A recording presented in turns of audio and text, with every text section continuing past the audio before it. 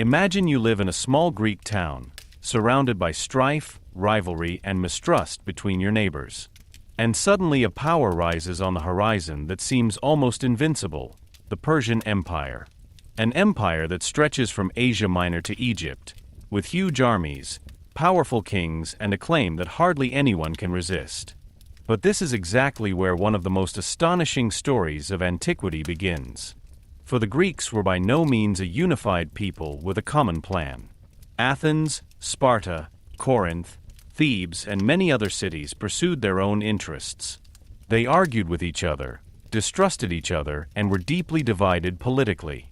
And yet they managed to stand together at a decisive moment and confront a superior force that was actually far too great to be defeated. The Persian Wars are therefore much more than just the famous battles of Marathon, Thermopylae, and Salamis. They tell of fear and courage, of political calculation and betrayal, of clever strategies, wrong assessments, and the question of how far people will go when their freedom, their homeland, and their future are at stake. Before we begin, feel free to write me in the comments.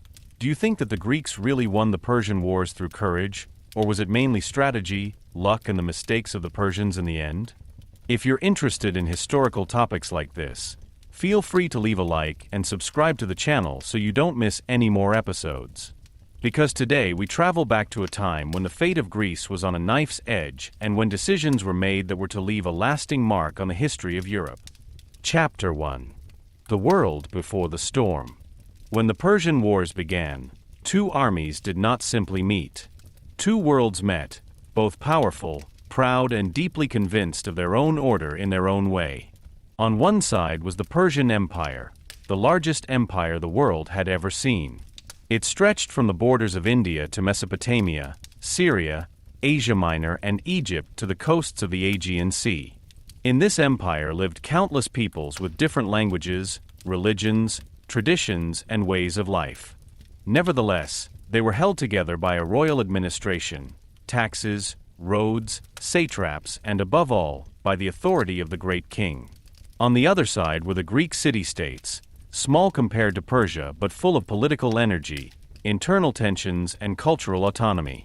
They did not form a unified empire, but a world of independent poleis, in which each city had its own order, its own alliances, and its own enemies. To understand the Persian Wars, one must first understand how differently these two worlds were constructed. From the point of view of its rulers, the Persian Empire was not a mere conquest entity, but a force for order. Since Cyrus the Great, the Persians had created an empire that absorbed many older cultures. Babylonians, Medes, Egyptians, Lydians, Phoenicians, and many other peoples were not completely wiped out or culturally assimilated. Rather, Persian rule often left them their customs, their local elites, and their religious traditions, as long as they paid taxes, provided soldiers, and recognized the supremacy of the great king. This ability to manage diversity was one of Persia's great strengths. It made the empire more stable than it could have been in a purely violent order. But behind this apparent tolerance there was always a clear demand for submission. Those who opposed the great king were not only questioning a political decision, but the order of the entire empire. The Greeks viewed this order with mixed feelings. Many admired Persia's wealth, its palaces, its vast armies, and its ability to control vast distances. At the same time, they perceived the Persian monarchy as an antithesis to their own idea of political freedom. However, this freedom did not mean the same thing everywhere. In Athens, a democracy developed in which citizens could participate in political decisions, even if women, slaves, and foreigners remained excluded. In Sparta, a completely different order prevailed, characterized by military discipline, two kings, a council of elders, and a way of life that subordinated the individual to the state. Other cities were led by aristocrats, tyrants, or changing power groups. So Greece was by no means a closed world of freedom.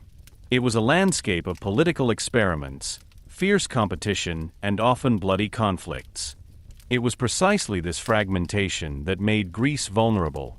Between the poleis there were old rivalries, economic tensions, and personal enmities between the leading families. Athens and Aegina were hostile to each other. Sparta distrusted Athens' growing influence. Thebes pursued its own interests in central Greece. Corinth looked to trade and naval power. Each city thought of itself first. A common Greek consciousness existed in language, religion, festivals, and myths, but politically it was weak. The Greeks met at the Olympics, worshipped many of the same gods, and told stories of common heroes. But when it came to power, security, and alliances, the commonality often ended at the city wall. Persian expansion slowly put pressure on this fragile world. Asia Minor, the western coast of today's Turkey, was particularly important. Greek settlers lived there for centuries in cities such as Miletus, Ephesus, Samos, and Phocaea. These Ionian Greeks were culturally closely linked to the Greek motherland, but were increasingly politically under Persian rule. After Persia had defeated the Lydian Empire, the Greek cities of Ionia also came under the influence of the great king. For Persia, this was logical. If you wanted to secure control over Asia Minor, you also had to control the coastal cities. For the Ionians, however, it meant a difficult situation. Although they retained their trade and local culture in many places, they were dominated by Persian satraps and often tyrants supported by Persia. This created a tension that would later trigger the Great War. The Ionian cities were rich, proud, and strongly influenced by maritime trade. They were used to exchange, movement, and political independence. Persian rule was accepted by some, but perceived as a humiliation by others. It was not just about abstract freedom. It was also about economic interests, local power struggles, the question of which families ruled the cities and who benefited from the Persian system. Some Greeks made careers under Persian sovereignty, others lost influence. This created a web of loyalty, opportunism, resistance, and personal ambition. A lot also changed in the Greek motherland during this time. After internal crises, Athens had taken a path that made the city stronger and at the same time more unpredictable. After the expulsion of the tyrant family of the Pisistratids, a political order developed there that included broader groups of citizens. The reforms of Cleisthenes strengthened the awareness of the Athenians to shape their own city. This new political energy made Athens more courageous, but also more susceptible to risky decisions. A city that had just experienced its freedom from tyranny was particularly sensitive to any form of external subordination. At the same time, Athens wanted to expand its influence in the Aegean Sea and hold its own against rivals. Sparta, on the other hand, was already Greece's leading military power. His reputation was not based on trade, art, or naval power, but on discipline and land war. The Spartan society was completely geared toward stability and military strength.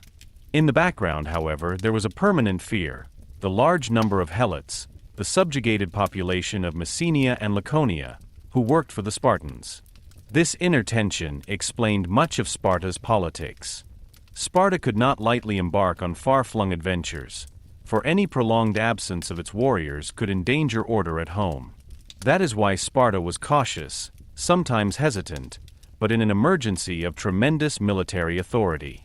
So while Greece was marked by rivalries and internal developments, an empire grew in the east that continued to secure its borders. For the Persians, the Greek cities were initially peripheral areas, not a central threat. But peripheral areas could become dangerous if they caused unrest. The Persian Empire thought in terms of order and obedience. If a city rose up, it could be a bad example for other subjects. An uprising was therefore never just a local problem. It was a challenge to the royal claim to secure peace and control over the empire. Thus, before the storm, two very different political cultures faced each other. Persia was large, hierarchical, rich, and imperial. Greece was small-scale, belligerent, independent, and full of internal contradictions. But it was precisely this diversity that was explosive. The Persians could hardly understand why such small cities refused to submit, even though they were militarily far weaker. Many Greeks, on the other hand, underestimated how seriously Persia took resistance and how great the resources were that a great king could mobilize when his authority was violated. The Great War was not yet inevitable. Trade, diplomacy, and cautious adjustment might have kept relations stable for a long time. But in Ionia, political discontent, personal ambitions, and imperial interests condensed into a dangerous mixture. When resistance to Persian rule flared up there, regional unrest turned into a crisis of world historical significance. Athens and Eretria were to interfere, Persia was to demand retaliation, and soon the question would arise as to whether the Greek city-states could preserve their independence. So the world before the storm was not a peaceful world. It was a world full of unresolved tensions, in which power and freedom, order and independence, fear and ambition slowly headed towards each other. It was precisely this tension that gave rise to the Persian Wars. Chapter 2. The Persian Empire of the Great Kings. To truly understand the Persian Wars, one must not only consider the Persian Empire as an opponent of the Greeks. It was far more than a foreign power from the east that marched into Greece with huge armies. It was a political and military masterpiece of its time, a world empire that connected many peoples, cultures, and landscapes. For the Greeks, Persia seemed enormous, rich, and threatening. For many people within the empire, however, it also meant order, protection, economic connection, and an astonishing form of imperial stability. It was precisely this mixture of power, administration, tolerance, and strict control that made the Persian Empire so successful. The rise of Persia began in the 6th century BC with Cyrus the Great. Before his rule, the Persians were one people among several in the Iranian highlands. But Cyrus succeeded in breaking the power of the Medes, and then creating an empire that took on enormous proportions in a short time. He conquered the Lydian Empire in Asia Minor, subjugated Babylon, and brought large parts of the Middle East under Persian control. This already revealed a basic principle of Persian rule. Cyrus did not completely destroy defeated cultures, but often sought to respect their traditions and involve their local elites. This was not modern tolerance in today's sense, but clever power politics. Those who recognized the religious customs, temples, and administrative structures of a defeated people had to fear less resistance and were able to establish stable rule more quickly. After Cyrus, his successors continued to lead the empire. Cambyses conquered Egypt, one of the oldest and richest cultural landscapes in the world. Darius I, who would later play a central role in the Persian Wars, consolidated the empire organizationally. Under him, the empire received an administration that made its size manageable in the first place. The empire was divided into administrative districts, which were called satrapies. At their head were satraps, i.e. royal governors, who collected taxes, ensured peace, and were able to provide troops. These satraps had great power, but they were not out of control. The great king also appointed royal observers and messengers, so that no governor became too independent. Persia was therefore not a loose entity, but a finely balanced system of trust, control, and royal authority. One of the greatest achievements of this empire was its ability to overcome distances.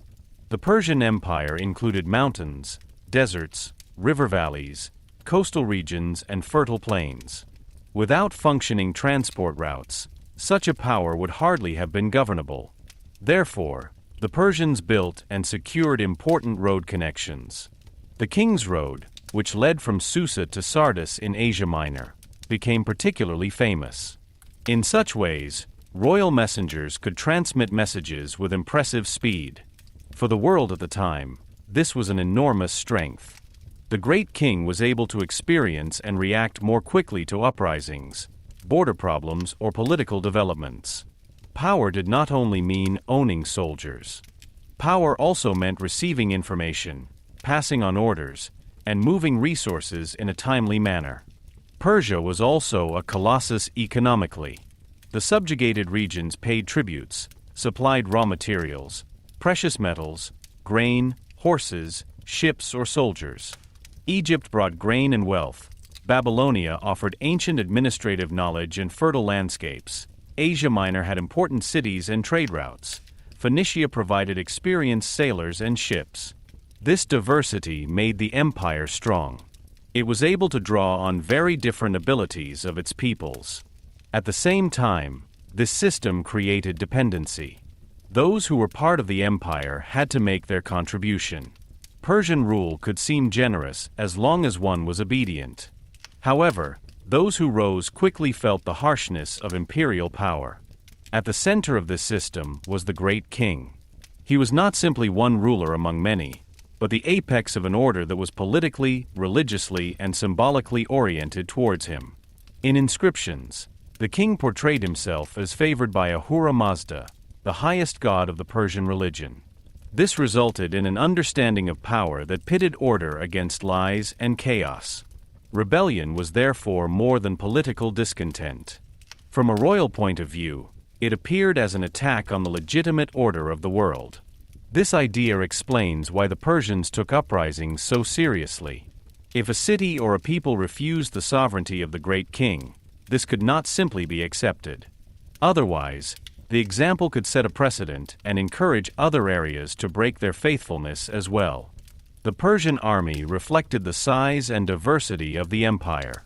It did not consist of a single unified force, but of contingents of many peoples. Persians and Medes formed the core, but there were also Babylonians, Egyptians, Bactrians, Sacs, Lydians, Phoenicians, Ionians, and many others. Each group brought its own weapons, equipment, and fighting methods. Some were archers, others horsemen, spearmen, slingers, or sailors. This diversity could be a great strength because it gave the great king many military possibilities. But it could also create problems, because such an army was difficult to coordinate. Different languages, traditions, and fighting styles demanded clear leadership and enormous organizational performance. The Persian archers and horsemen were particularly feared. In the vast spaces of Asia, mobility was crucial. Cavalry could strike quickly, encircle enemies, and disrupt their order. The Greeks, on the other hand, relied in their best troops mainly on heavily armed hoplites, who fought in dense formation. These different military cultures would later play an important role. In open terrain, Persian mobility could be dangerous. In confined spaces or in a direct clash of heavy infantry, the Greeks could have advantages.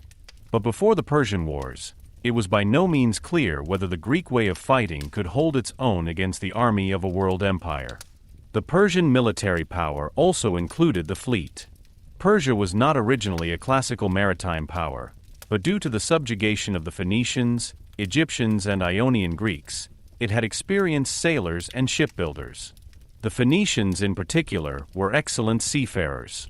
This allowed Persia to exert pressure not only by land, but also by sea. This was crucial for the Greek world, because the Aegean Sea was not a peripheral area, but a political and economic habitat. Those who controlled the sea routes could threaten trade, subjugate islands, and bring troops to strategically important places. Despite its strength, the Persian Empire was not invulnerable. Its size was also a risk. An uprising in Egypt, unrest in Babylonia, problems on the eastern borders, or resistance in Asia Minor could tie up enormous resources. The great king always had to make sure that no part of the empire took advantage of the weakness of another moment. The satraps were also able to develop their own interests. The control of such an empire demanded constant attention. Persia was powerful, but it had to make its power visible again and again so that subjects and neighbors believed in its superiority. This is precisely why the Greek cities of Ionia were so important. They were located on the western edge of the empire, but they were by no means insignificant. Their ports connected Asia Minor with the Aegean, their trade brought wealth, their ships were useful, and their location made them a gateway to Greece. It made political sense for Persia to control these cities.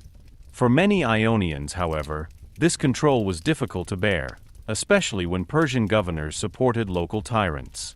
From the Persian point of view, such tyrants were practical tools. They kept order and could be held accountable to the great king. From the Greek point of view, they often seemed like signs of foreign oppression. So Persia should not be misunderstood as a chaotic superior power that acted only through mass and violence. The empire was organized, experienced, and amazingly flexible. It could integrate defeated peoples, secure trade routes, raise massive armies, and exercise its authority over vast distances. At the same time, it was an empire that demanded obedience and could not tolerate resistance.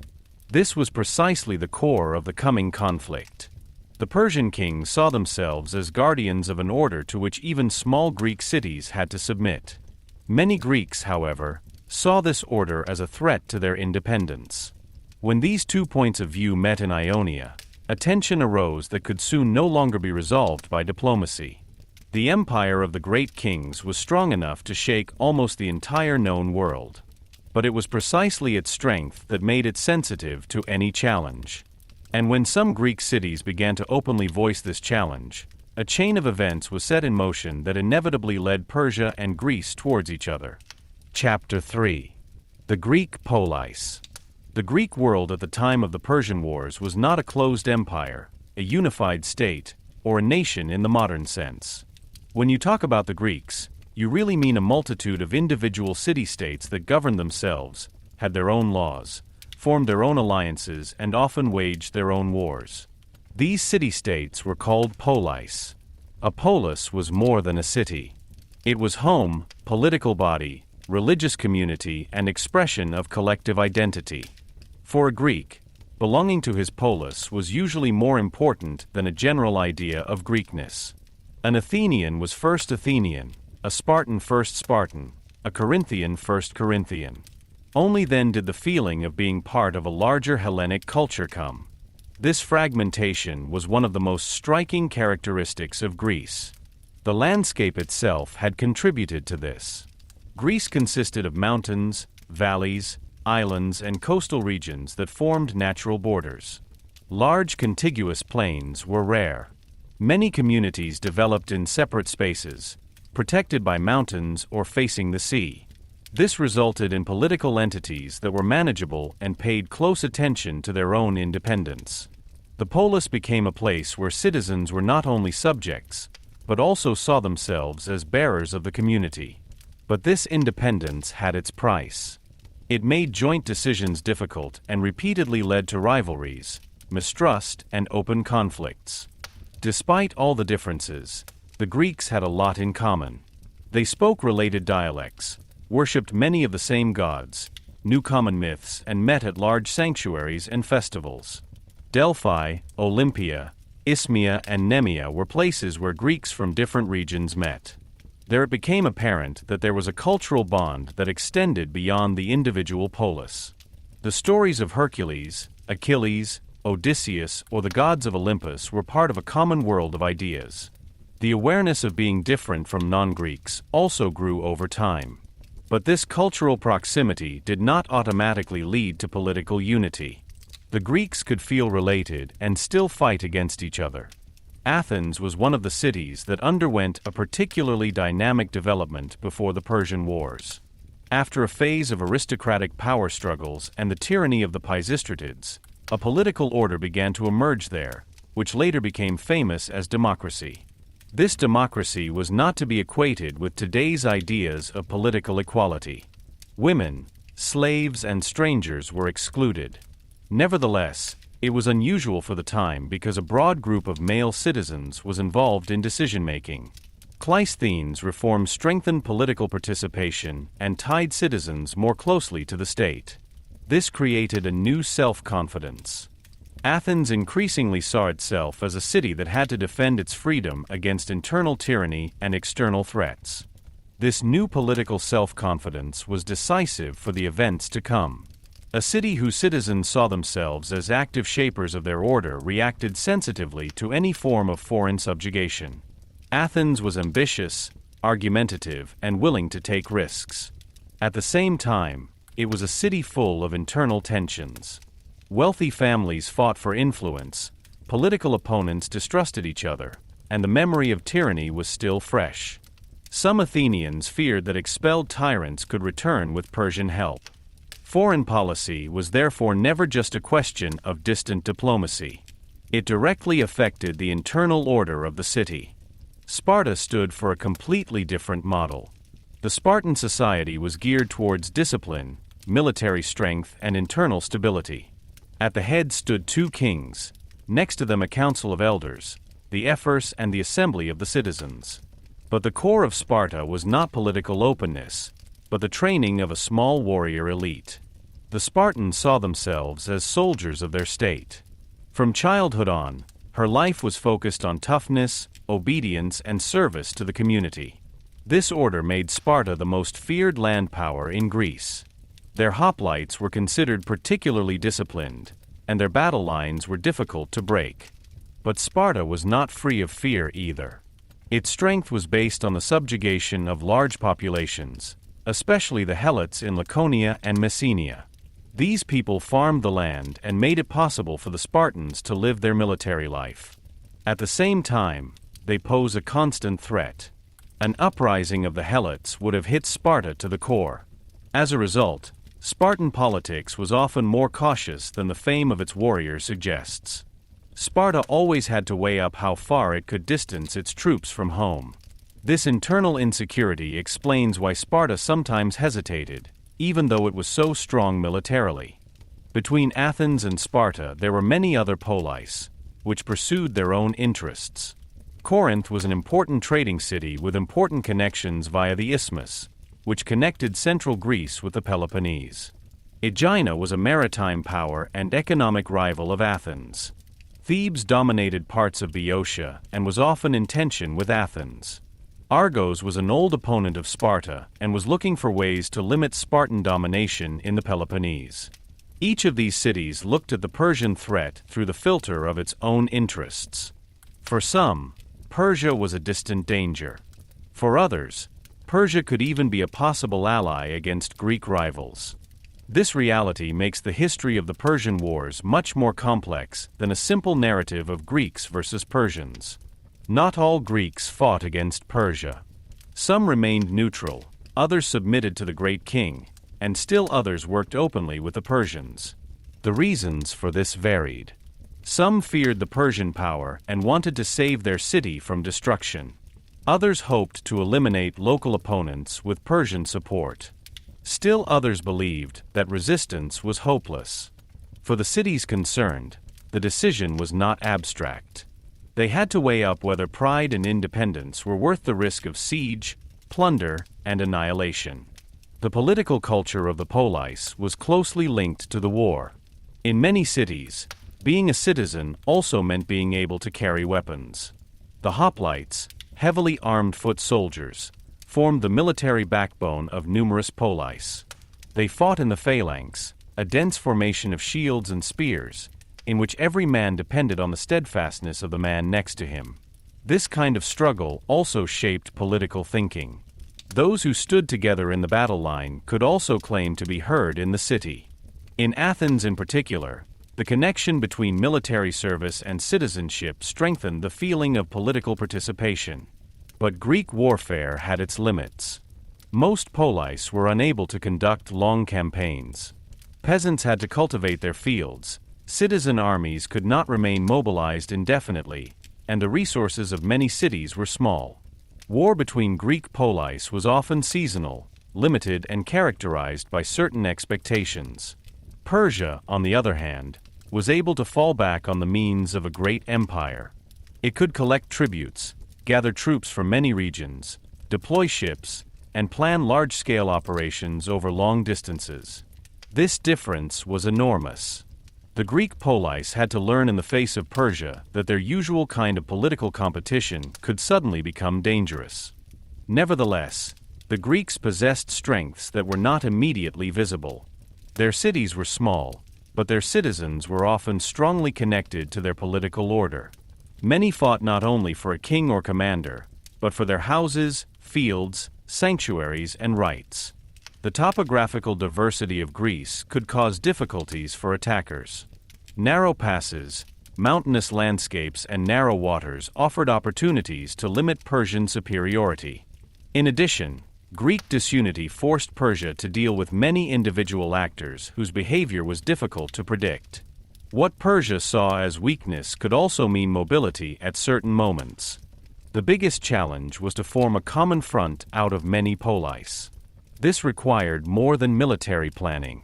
It required trust between cities, which had often distrusted each other for generations. It required a willingness to subordinate local interests to a larger goal. It demanded leadership without one polis being allowed to completely dominate the other. This was precisely the historical significance of the Persian Wars. They forced the Greeks to think beyond the boundaries of their cities without really giving up these borders. The unity that emerged later remained fragile and incomplete, but it was strong enough to work at crucial moments. Before the outbreak of the major conflict, it was by no means certain that Greece would resist. The rivalries were too deep, the political systems too different, the fear of Persian retaliation too great. Athens and Sparta embodied two opposing paths of Greek power, while many smaller cities vacillated between assimilation, neutrality, and resistance. But it was precisely this torn world that was soon to be faced with a decision that would change its future. The Persian Wars were not started by a united Greece. They were created in a landscape of pride, fear, ambition, and mistrust. And that's exactly why it's so remarkable that for a short time a force grew out of this divided world that could resist the greatest empire of its time. Chapter 4. Ionia under Persian rule. Ionia was one of the most important interfaces between the Greek and Oriental worlds. On the west coast of Asia Minor, in today's Turkey, there were Greek cities that had been trading for centuries, building ships, founding colonies, and producing intellectual currents that had an impact far beyond their region. Cities such as Miletus, Ephesus, Phocaea, Priene, Teos, Colophon, and Samos were not remote outposts, but lively centers of a rich coastal culture. Greek language, Lydian traditions, Phoenician trade, Oriental luxury, and the political power of great empires met here. Ionia was a space of exchange, but also a space of constant uncertainty, because those who lived on this coast were always overshadowed by greater powers. Long before the Persians advanced westwards, the Ionian cities had already experienced foreign supremacy. The Lydian Empire in particular played a decisive role in this. The Lydians, whose capital was Sardis, ruled large parts of Western Asia Minor and were in close contact with the Greek cities of the coast. Under King Croesus, Lydia reached the peak of its power in the 6th century BC. Croesus was famous for his wealth, and his relations with the Greek sanctuaries, especially with Delphi, show how closely Asia Minor and the Greek world were connected. The Ionian cities did not live in complete independence.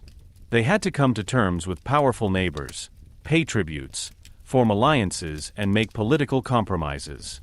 The decisive change came when Cyrus the Great defeated the Lydian Empire. With the fall of Sardis, the Greek cities of Ionia also came under the control of Persia. For the great king, this was a logical consequence of his conquest. Those who ruled Lydia could not simply leave the coastal cities out of their control.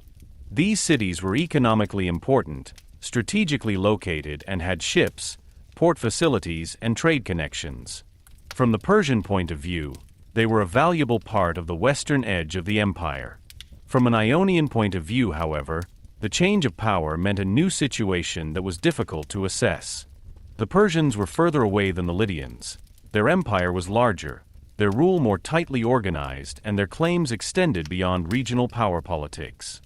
The Persian rule over Ionia was not based on complete control of every city in everyday life. In many places, the Ionian cities retained their language, their sanctuaries, their trade, and parts of their local order. But above them now stood the system of the great empire. The satraps in Asia Minor, especially in Sardis, represented the interests of the king. They made sure that tributes were paid, that peace prevailed, and that the cities did not pursue policies that contradicted Persian interests. For many residents, this could seem bearable at first. Trade and prosperity continued as long as there was no open rebellion. But it was precisely in the political structures of the cities that a deep tension arose. A particularly controversial means of Persian control was the support of local tyrants. These men ruled in individual cities, often with Persian backing. For Persia, they were practical partners. A tyrant could maintain order, secure taxes, and ensure the city's loyalty to the great king. Instead of having to negotiate with changing groups of citizens, aristocratic parties, or popular assemblies, the satrap could work with a single ruler. For many Ionians, however, this was a sign of foreign rule. Even if a tyrant came from his own city, his power was considered dependent on Persian support. As a result, the political question of freedom and self-government was increasingly linked to the question of Persian rule. During this time, Ionia was economically and culturally extremely important. Miletus was perhaps the most important city in the region. It had extensive trade contacts, had founded numerous colonies, and was a center of intellectual movement. Early forms of natural philosophical thought emerged in Ionian cities. Men like Thales, Anaximander, and Anaximenes searched for rational explanations for the world and contributed to the fact that Ionia is considered one of the birthplaces of Greek philosophy. This cultural flowering must not be romantically separated from political reality. Precisely because Ionia was open, rich, and mobile, part of its population found external control particularly burdensome. People who traded across seas and were accustomed to political debates did not want to be permanently controlled by satraps and tyrants loyal to the king. At the same time, it would be wrong to portray the Ionian Greeks as a closed community of freedom fighters. The societies of the cities were divided. Some families and power groups benefited from the Persian order. They received offices, protection, or economic advantages. Others were displaced or felt humiliated. Some traders wanted stability above all, because war endangered ports, markets, and ships. Others hoped to change political conditions through an uprising. So the attitude towards Persia depended heavily on what interests someone had. For some, Persia was an oppressor, for others a guarantor of order, for still others simply an inevitable great power to live with. The geographical location of Ionia increased this uncertainty. The cities looked on the one hand to the east, where the power of Persia sits, and on the other hand to the west, across the Aegean Sea to the Greek motherland. Culturally, the Ionians felt connected to Athens and other Greek cities. Politically, however, they were part of the Persian Empire. This dual affiliation was dangerous. If relations between Persia and the Greek motherland remained calm, trade and exchange could flourish. But when mistrust grew, the Ionian cities became a focal point. They could serve as a bridge, but also as a spark for a larger conflict. Persia, on the other hand, could hardly afford to leave Ionia to its own devices. The region was not only economically valuable, but also militarily important. The Ionian cities provided ships and sailors who were useful for Persian operations in the Aegean. In addition, Ionia was close to islands and coasts from which unrest could be carried into Persian territory. Any weakness in Persian control could have encouraged other peoples on the edge of the empire. From the High King's point of view, obedience in Ionia was therefore part of a larger imperial logic. A city that resisted did not immediately threaten the entire empire, but it did set a dangerous example. The tension intensified because Persian rule and Greek city politics had very different ideas of legitimacy. The great king expected recognition of his sovereignty. For him, it was not decisive whether a city regulated its internal affairs to a certain extent itself, as long as it remained loyal. Many Greeks, however, associated political dignity with autonomy, i.e., with the ability to determine their own laws, alliances, and leaders. When a Persian-backed tyrant ruled an Ionian city, for many citizens it was not just an administrative issue, but a violation of their political honor. Here, not only interests, but ideas of domination collided. Nevertheless, it took some time for dissatisfaction to turn into open resistance. This is because revolt against Persia meant an enormous risk. The Ionians knew that the great king had enormous resources at his disposal. A rebellious city could be besieged, punished, or destroyed. Anyone who called for resistance had to hope that other cities would follow suit, and perhaps help would come from the Greek motherland. Without support, an uprising would have been little more than a desperate enterprise. It was precisely this uncertainty that made the situation so explosive. Many might be dissatisfied, but not everyone was willing to risk everything. In the end, Ionia was the place where the greater contrasts of the world at that time became visible. Persia wanted order, tribute, and loyalty. The Ionian cities wanted prosperity, security, and a certain amount of leeway for their political independence. Local tyrants wanted to preserve their power. Aristocratic groups fought for influence. Traders feared the loss of their markets. Citizens spoke of freedom, but also of their own advantages. Behind the later great battles of Marathon, Thermopylae, and Salamis, there was therefore initially a regional conflict on the coast of Asia Minor. But this conflict was so dangerous because it was located at a juncture where two worlds of power met. Ionia under Persian rule was thus not a simple history of oppressors and oppressed. It was a story of adaptation, dependence, ambition, and growing resistance. The Persians did not rule everywhere with brute force, but they demanded obedience. The Ionians were not always united, but many increasingly perceived political control as a burden. From this field of tension arose a situation in which a single spark could be enough to trigger an uprising. This spark was to come soon. And when Ionia rose, a regional crisis turned into a conflict that would change Athens, Eretria, and eventually the entire relationship between Greece and Persia. Chapter 5. The Ionian Revolt.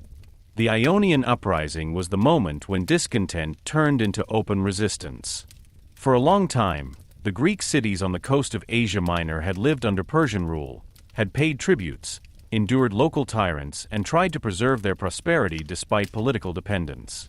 But tensions accumulated under the surface that at some point could no longer be absorbed by compromise, adaptation, or silence.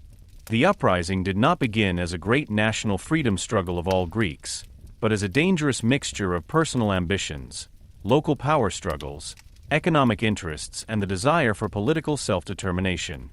This is precisely why it is so important, because it shows how historical upheavals often arise, not through a single clear plan, but through many forces that reinforce each other. At the center of the events was Miletus, the most powerful and important city in Ionia. Miletus was rich, experienced in seafaring, and politically influential. The city had trade connections throughout the eastern Mediterranean and had long been a symbol of Ionic strength.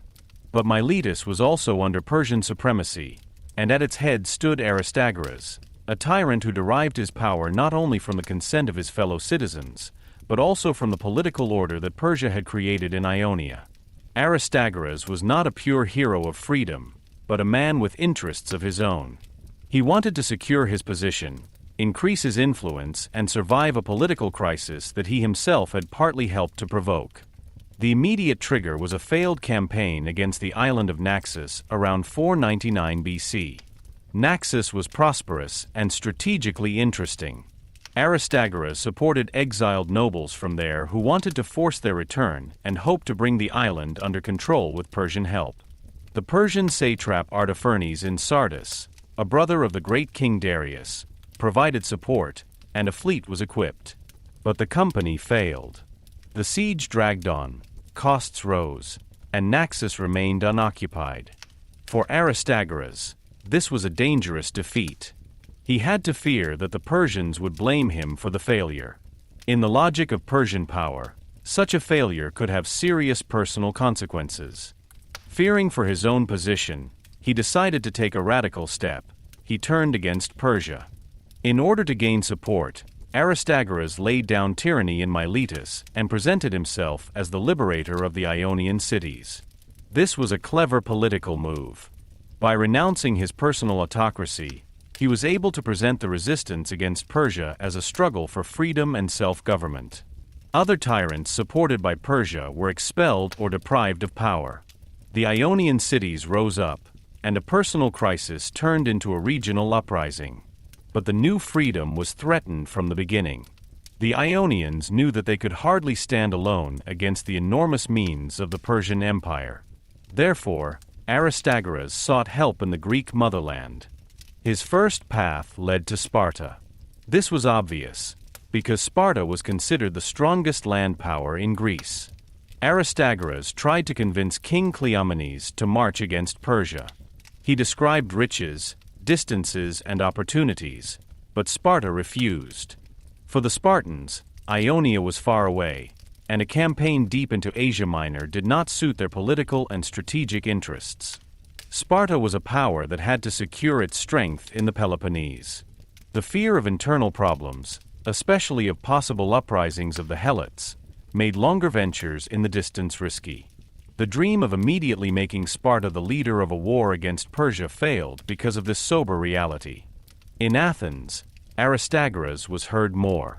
The Athenians had their own reasons for distrusting Persia. The memory of the exiled tyrant family of the Pisistratids was still alive, and Hippias, the former tyrant of Athens, sought support from the Persians. For many Athenians, therefore, the danger was not just abstract. They feared that Persia might one day help restore tyranny in Athens. In addition, the Athenians felt culturally connected to the Ionians, because both belonged to the Ionian world. Athens decided to support the uprising, although not with a huge force. Together with Eretria, which also provided aid, Athens sent ships to Asia Minor. This decision was to have enormous consequences. The participation of Athens and Eretria, from a Persian point of view, turned the Ionian Revolt into more than a local rebellion. Now cities from the Greek motherland had intervened directly in the affairs of the great king. This became particularly dramatic when the insurgents attacked Sardis, the center of Persian power in western Asia Minor, in 498 BC. The city was partially captured, and a fire broke out during the fighting, causing great destruction. Although the Greeks were unable to hold the fortified citadel, and their retreat was soon pursued by Persian troops, the symbolic damage was enormous. Sardis was not just any city. It was the seat of the satrap, an administrative center and a sign of Persian authority. The fact that Greek troops attacked them and set them on fire was a serious provocation for Darius. Militarily, the attack on Sardis did not bring the Ionians any lasting advantage. On the contrary, he made a harsh Persian reaction inevitable. The Athenians soon withdrew from the uprising, as did Eretria. For the Ionian cities, this was a bitter experience. Aid from the motherland had been limited, and now they were again largely alone against Persia. The initial euphoria gave way to the realization that the great king had time, patience, and resources. Persia did not have to act hastily. It was able to gather its forces, recapture individual territories, and stifle the uprising step by step. In the years that followed, the Ionians continued to fight desperately. At times, the uprising also spread to other regions, including parts of Caria and Cyprus. This showed that Persian rule was not free of resistance everywhere. But the rebels suffered from a crucial problem. They lacked lasting unity and superior organization. The cities had their own interests, their own leaders, and their own fears.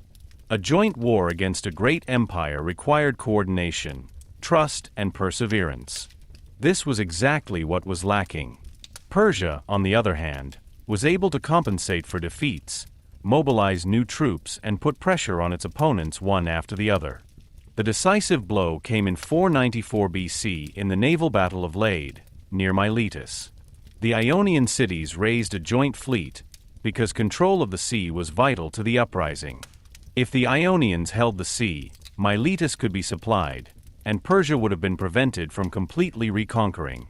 But here, too, the weakness of the Ionian coalition became apparent. Mistrust, poor discipline, and different interests undermined the common defense. Some contingents withdrew or did not fight resolutely. The Persian fleet, supported by experienced Phoenician sailors, won the battle. This practically sealed the fate of Miletus. The capture of Miletus was a disaster for the Ionians. The city was severely punished. Many inhabitants were killed, enslaved, or deported. This was a shock for the Greek world. Miletus was not just a city, but a symbol of Ionian culture and power. His case showed what Persian retribution could mean. The message was clear: revolt against the great king had a high price. Persia restored its control over Ionia, but the memory of the revolt remained. For the Ionians it was a tragedy, for the Persians a rebellion that had to be put down, and for the Athenians the beginning of a new danger. For Darius did not forget the help of Athens and Eretria. In the Persian perception, These cities had disturbed the peace of the empire, attacked Sardis and supported rebels. The great king could not simply accept this without damaging his authority. An empire lives not only from actual power, but also from the impression that every resistance has consequences. If small towns from Europe could intervene in Persian territories with impunity, it was a dangerous signal. Therefore, the suppression of the Ionian uprising soon turned into the decision to punish Athens and Eretria. The Ionian uprising thus ended in defeat militarily, but historically it was a turning point. He turned a regional tension into a conflict between Persia and parts of the Greek motherland. He showed the strengths and weaknesses of both sides. The Persians demonstrated their organizational stamina and their ability to systematically crush uprisings. The Ionians showed courage and a desire for freedom, but also the difficulties of a fragmented coalition. Athens showed willingness to intervene in the eastern Aegean, but underestimated the long-term consequences of this decision. In this uprising there was already much that was to shape the coming Persian Wars: the contrast between imperial order and urban autonomy, the importance of naval supremacy, the role of personal ambitions, the uncertainty of Greek alliances, and the power of symbolic actions. Sardis was burning, Miletus was falling, and Darius was now looking across the Aegean to the west. What had begun as an Ionic resistance became the prehistory of Marathon. The Persian Wars were no longer just possible.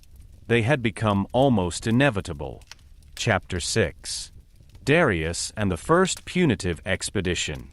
After the suppression of the Ionian uprising, the conflict between Persia and the Greek cities was not over.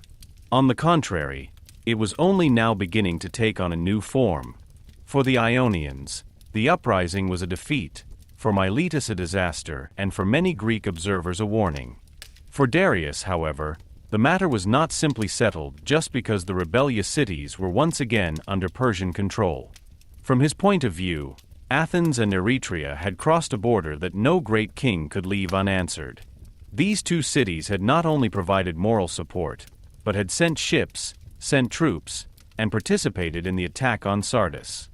Sardis was the seat of the Persian satrap in western Asia Minor, a symbol of royal power and an administrative center of the empire.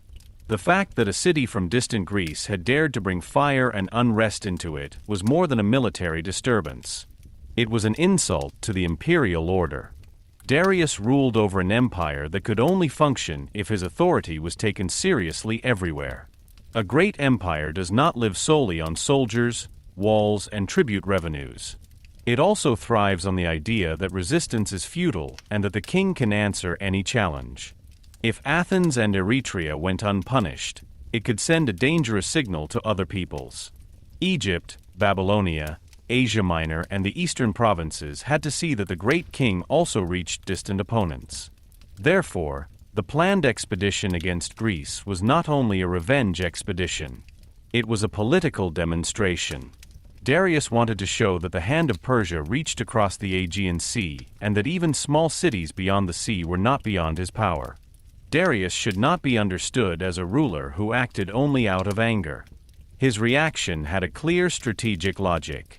The western border of his empire had become unstable due to the events in Ionia. As long as Athens, Eretria, and other Greek cities existed as possible supporters of new uprisings, Asia Minor remained endangered. Persia had to prevent the Aegean Sea from becoming a space from which unrest could be carried into the empire again and again. A punitive expedition against the cities that had supported the Ionian uprising was thus intended to deter, retaliate, and secure the western edge of the empire. If this also resulted in stronger control over the Aegean, this would have been another advantage from a Persian point of view. Before open military action, Persia tried to build up political pressure. Envoys were sent to various Greek cities to demand earth and water. This gesture meant submission. Whoever gave earth and water symbolically recognized the supremacy of the great king. For some cities, this was a bitter but sensible decision. They saw the greatness of Persia and wanted to protect their population from war. Others felt the demand was an unbearable humiliation. Athens and Sparta in particular reacted sharply. In Athens, Persian envoys were allegedly killed, and in Sparta they were even thrown into a well, with the cynical request to fetch their own earth and water. Such stories were later embellished, but they reflect an important truth. Some Greeks saw the Persian demand not only as diplomacy, but as an attempt to break their political dignity. It was clear to Darius that words alone were not enough.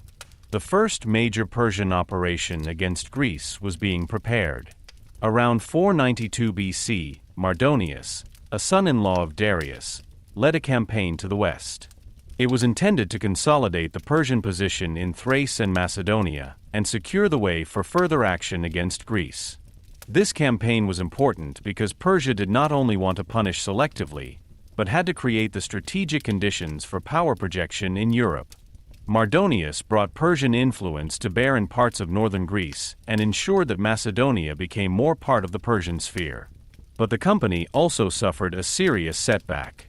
A Persian fleet was hit by a storm on Mount Athos and suffered great losses. This showed a weakness of any operation against Greece. Not only enemy armies were dangerous, but also the geography, the sea routes, the weather, and the long supply lines. Darius did not give up because of this. A few years later, a new expedition was prepared, this time more targeted against Eretria and Athens. The leadership was taken over by Datis, an experienced Median general, and Artaphernes, a son of the satrap of the same name of Sardis.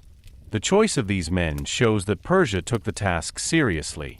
It was not a small robbery, but a carefully planned operation across the sea.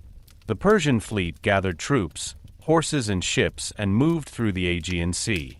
The strategy was clever. Instead of choosing the difficult overland route via Thrace and Macedonia, the Persians used their naval power. Islands could be subjugated or intimidated one by one, and the fleet could act directly against the cities Darius wanted to punish. An important destination on this path was the island of Naxos. A few years earlier, she had resisted a Persian-backed enterprise, but now she was captured and punished. Other islands also came under Persian pressure. The expedition showed all Greeks in the Aegean that Persia was capable of acting not only by land, but also by sea. That was a disturbing message. Many islands and coastal cities could hardly hope to stand alone against a Persian fleet. Those who complied might have avoided destruction. Anyone who resisted had to reckon with harsh consequences. Eretria soon felt this harshness. The city on Euboea had supported the Ionian uprising and was therefore one of the main targets of Persian retribution. When the Persian fleet appeared in front of Eretria, the city was internally divided.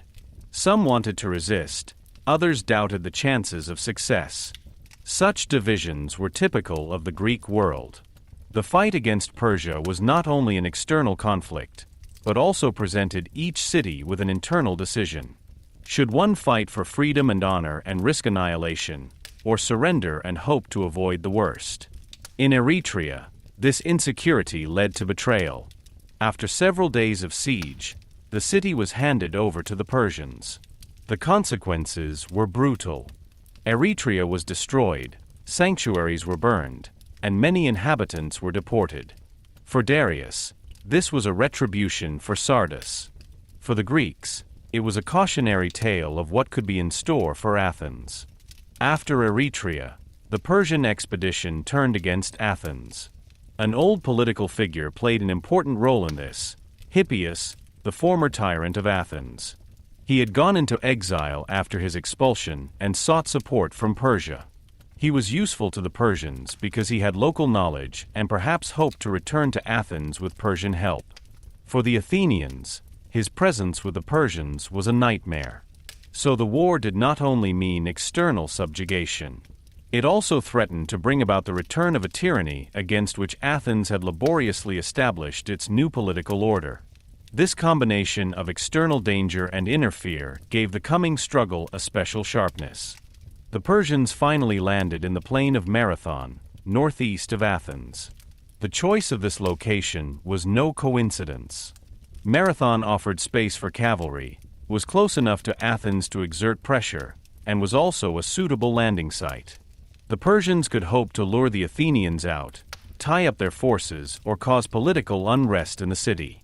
Perhaps they also expected that followers of Hippias could become active in Athens. The war was therefore not only a question of the order of battle. It was also a game of expectation, loyalty, and fear. Athens was now faced with a decision of enormous significance. The city could hope for Sparta's support, but Sparta was not immediately ready to march for religious reasons. The Athenians had to act without being sure whether help would arrive in time. They were supported by Plataiai, a smaller town in Boeotia that was loyal to the Athenians. This aid was limited in number, but politically significant. It showed that Athens was not completely alone. Nevertheless, the balance of power remained threatening. Before the Athenians stood the army of a world empire. Behind them lay their city, their families, their young political order, and the memory of the fate of Eretria. Darius himself was far away, but his will determined events. The expedition of his generals was an expression of imperial power. It was supposed to settle a score, restore order, and teach Greece that resistance to Persia had consequences. But as so often in history, the effect of a punitive action was not completely controllable. What was intended as a demonstration of Persian superiority put Athens in a position where there was no longer any easy way to adapt. The Athenians had to fight because defeat meant not only military loss, but political subjugation, possible revenge, and perhaps the return of Hippias. Thus, the first Persian punitive expedition finally brought the two worlds together. Persia no longer appeared as a distant power, but stood on Greek soil. Athens could no longer regard the danger as a problem for Ionia. The decision was now made in Attica, on the plain of Marathon. There it was to be seen whether a citizen army of heavily armed hoplites could hold its own against the troops of the great king. There it was also to be seen whether Persia would assert its authority with a quick blow, or whether a small city would find the courage to confront an empire. The storm that had been building up since Ionia had now arrived. The next decision would no longer be made in council chambers, legations, or distant coastal towns, but on a battlefield whose name would forever remain in history. Chapter 7. Marathon. Marathon was more than a battle. It was a moment when a city was forced to surpass itself. For Athens, the landing of the Persians in the plain of Marathon meant an immediate threat to its own existence. What had previously begun in Ionia, what had been burned in Sardis and bloodily punished in Eretria, was now on its own doorstep.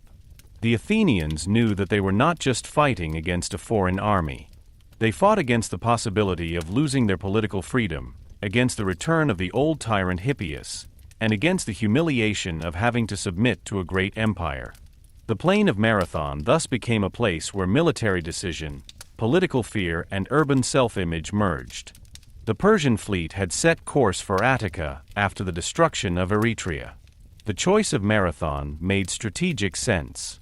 The plain was located northeast of Athens, large enough for a landing and provided space for the Persian cavalry, which was one of the most dangerous elements of Persian warfare.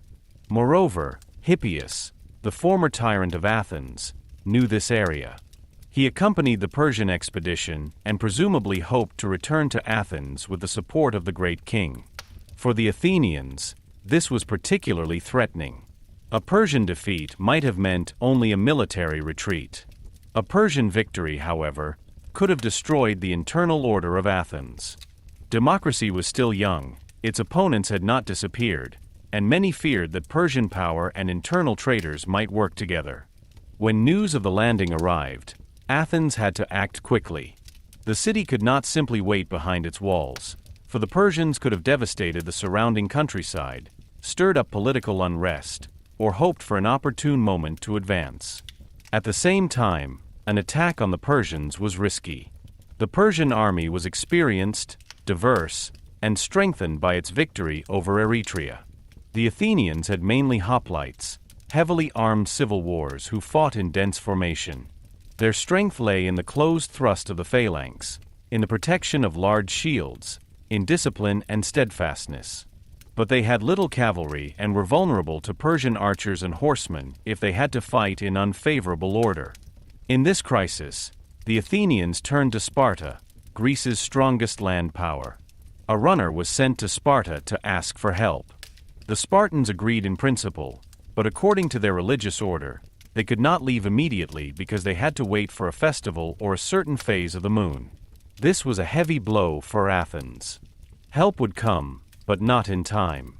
The Athenians were faced with the question of whether they should wait or act alone. Only the small town of Plataiai, allied with Athens, sent support. This aid was limited in number, but morally of great importance. Plataiai showed that Athens was not completely isolated, and his men stood side by side with the Athenians at Marathon. In the Athenian camp, a decisive debate ensued. The 10 strategists, i.e. the elected military commanders, were apparently in disagreement. Some wanted to risk the battle, others thought the risk was too great. In this situation, Miltiades came forward, an experienced man who knew the Persian world better than many other Athenians.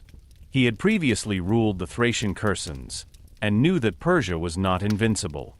Miltiades realized that long hesitation could be dangerous.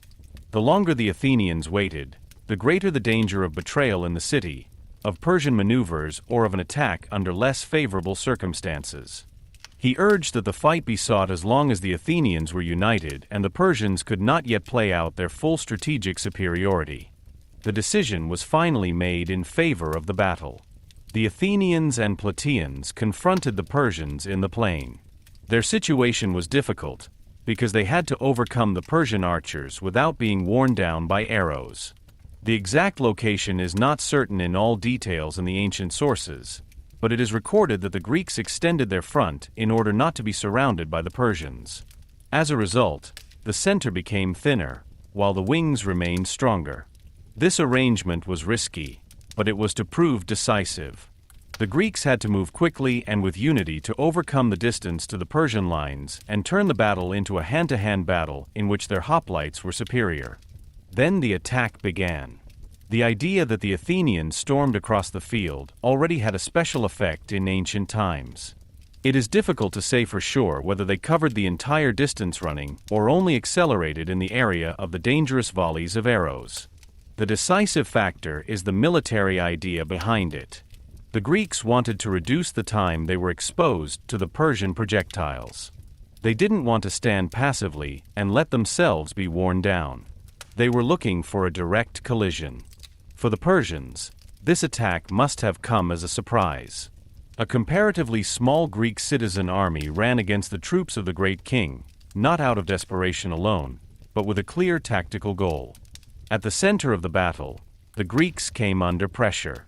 There, their line was thinner, and the Persians were able to make progress at first. But on the wings, the Athenians and Plataeans prevailed. The stronger wings repulsed their opponents and then turned against the Persian center.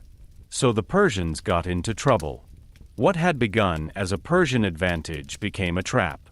The Greek phalanx showed its strength in hand-to-hand combat. Heavy shields, long spears, closed order and physical pressure made the hoplites dangerous opponents once they had made contact. The lightly armed Persian troops could not withstand this pressure on the plain permanently. The retreat of the Persians became a flight to the ships. There was fierce fighting. The Athenians tried to capture Persian ships or prevent them from leaving. Some ships were lost, but most of the fleet escaped. Nevertheless, the battle was decided. The Persian punitive expedition had missed its goal against Athens. Eretria had been destroyed, but Athens stood. For the Athenians, the victory was overwhelming. Not only had they survived, but they had defeated an army of the great king in the open field. The psychological effect could hardly be overestimated. Marathon proved that Persia was defeatable. This realization changed the self-confidence of Athens and the Greek world. But the danger was not yet completely over. After the battle, there was concern that the Persian fleet could sail directly to Athens and perhaps succeed there through betrayal or surprise. The Athenians therefore had to return to their city quickly after the victory. This march shows that Marathon must not be isolated as a romantic moment. The battle was part of a larger strategic crisis. Athens not only had to win on the field, but also prevent Persia from striking elsewhere. When the Persians saw that the Athenians had returned in time and that the city remained ready to defend itself, they abandoned their immediate plan and withdrew. Sparta reached the battlefield only after victory. The Spartans are said to have looked at the fallen Persians and recognized the achievement of the Athenians. This was important for Athens. The victory of Marathon was a triumph not only militarily, but also politically. A city that some Greek rivals might have regarded as restless, novel, or dangerously democratic had presented itself as a defender of Greece. Marathon became part of an Athenian culture of remembrance that continued to have an effect for a long time. The fallen were honored, the victory was told, embellished and understood as proof of Athenian bravery. At the same time, Marathon should not be misunderstood. The battle did not end the Persian Wars. It was a serious setback for Darius, but not an annihilation of Persian power. The Persian Empire remained huge, rich, and capable of acting. For Darius, the defeat was annoying and damaging to his prestige, but not existential. Athens had defeated an expedition, not the empire. Nevertheless, it was precisely this limited victory that was of tremendous importance. He gave the Greeks time. He strengthened Athens. He showed that the right choice of terrain, tactics, and determination could compensate for the Persian superiority. And he made it clear that small poleis were not necessarily defenseless if they acted as one. For Athens, Marathon became a founding myth of its power. The citizens could say that they had defended their freedom with their own hands. The hoplites who fought there became symbols of a generation that had the courage to confront a world empire. But behind the fame were real fears, hard decisions, and an enormous risk. Had the battle been lost, Athens might have lost its fledgling political order, its population would have been threatened, and Hippias might have been able to return under Persian protection. So the victory was not an inevitable miracle, but the result of a courageous, dangerous, and cleverly led decision. Marathon also changed the relationship between Athens and Persia. From the Persian point of view, the score remained open. A punitive expedition had failed, and the authority of the great king had been challenged.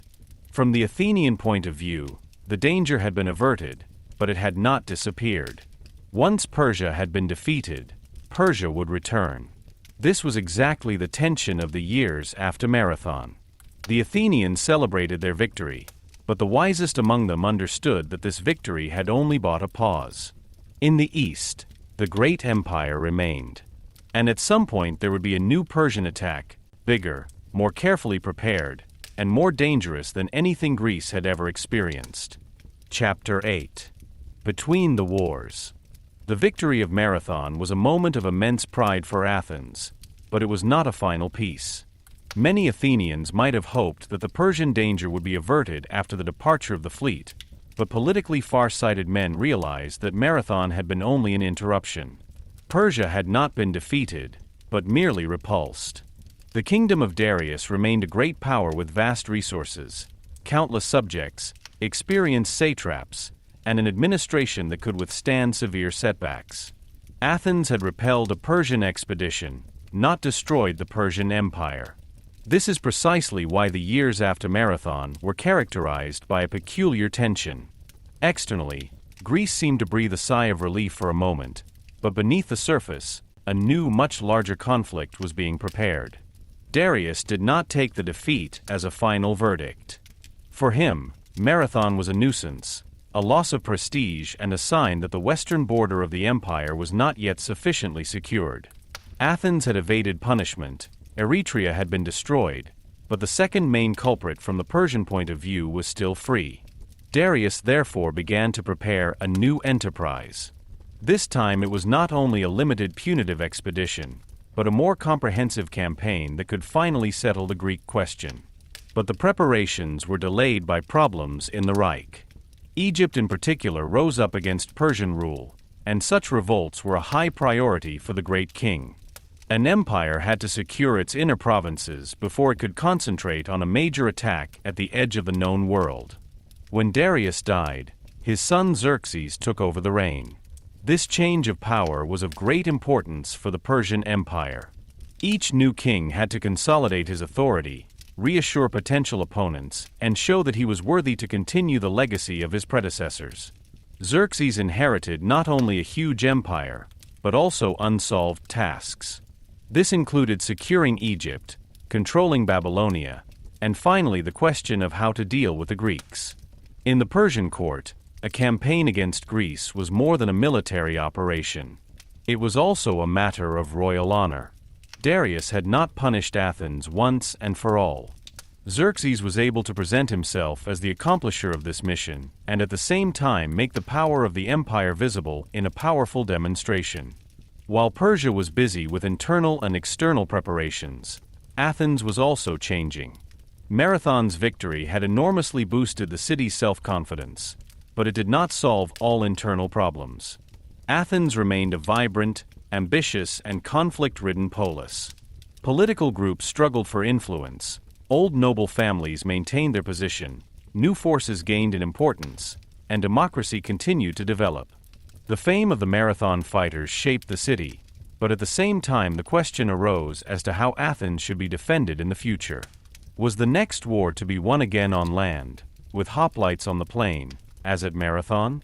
Or would Persia proceed differently next time, with a larger fleet, more troops, and a more comprehensive strategy? In this question, Themistocles became the decisive figure. He was not a simple hero and not an immaculate statesman, but an ambitious, clever, and often controversial politician. His strength lay in recognizing developments earlier than others.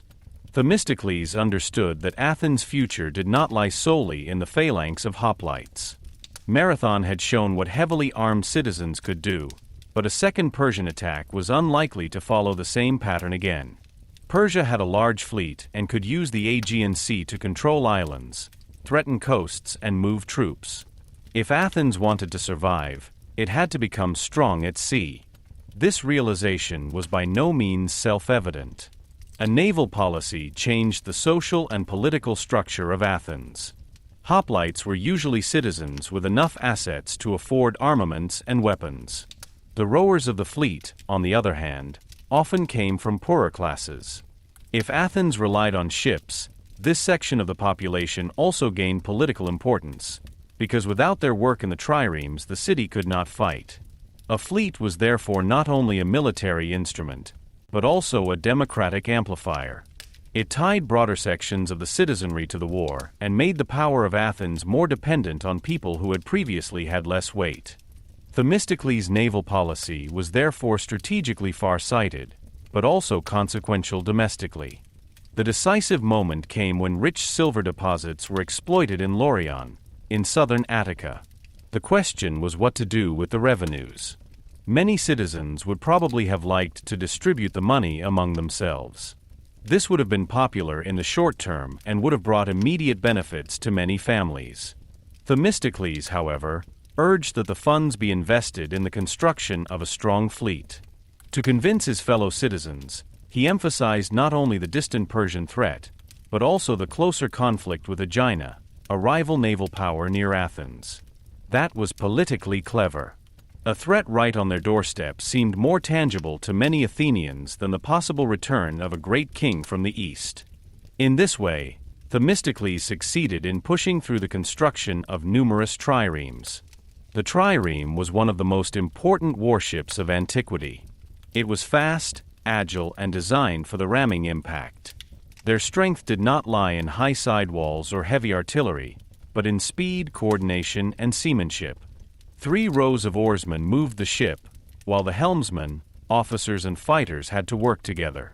A good fleet, therefore, required more than wood and money. It required training, discipline, experience, and trust. Athens began to change fundamentally during these years. A strong land polis gradually became a maritime power. Ports, shipyards, ship crews, and maritime strategy became the focus of politics. The expansion of Piraeus was particularly important. The natural harbor of Athens offered better opportunities than the older coastal complex at Phaleron. Themistocles realized that a city that wanted to rely on naval power needed a strong port. Piraeus became the military and economic heart of Athens. From there, ships could sail, trade could be carried out and fleet formations could be organized. In the long run, this changed Athens' position in the Greek world. The city not only became a defender against Persia, but also laid the foundation for a later maritime supremacy, which was to lead to the Attic League and finally to the Athenian Empire after the Persian Wars. But in the years between Marathon and the great attack of Xerxes, the future was still open. Not all Greeks believed in a common resistance. Many cities are monitoring the situation with caution. Some hoped that the conflict would affect Athens alone. Others feared Persia too much to commit themselves early. Still others pursued their own rivalries and soberly settled accounts as to which side offered them more security. The idea of a common Greek cause was stronger in speeches and later memories than in political reality. The poleis remained suspicious, even as the signs of a new Persian campaign became increasingly clear. Sparta remained the recognized strongest land power, but its interests were different from those of Athens. The Spartans had to secure their order in the Peloponnese and were traditionally cautious about undertakings far outside their sphere of influence. Nevertheless, it was also clear to them that a huge Persian attack could shake the entire Greek world. If Persia controlled central Greece and Attica, the Peloponnese would also be threatened. A necessary but tense cooperation therefore arose between Athens and Sparta. Both cities needed each other. Sparta had the greatest military reputation on land. Athens had the fleet that became indispensable for the fight in the Aegean. In the meantime, Persia was preparing an enterprise which was to surpass all that had gone before. Xerxes did not simply collect ships and raise soldiers. The campaign became a huge demonstration of imperial organization. Contingents from many parts of the empire were mobilized, supplies were planned, paths were prepared and bridge-building projects were developed. The bridges over the Hellespont, over which the Persian army was to reach Europe from Asia, became particularly famous. A canal was also built on Mount Athos to avoid the dangerous bypass of the promontory, where an earlier fleet had suffered heavy losses. These measures show that Persia had learned from the experience of the first expeditions. Xerxes did not want to fail again due to weather, geography, or inadequate preparation. For the Greeks, the news of these preparations must have been frightening.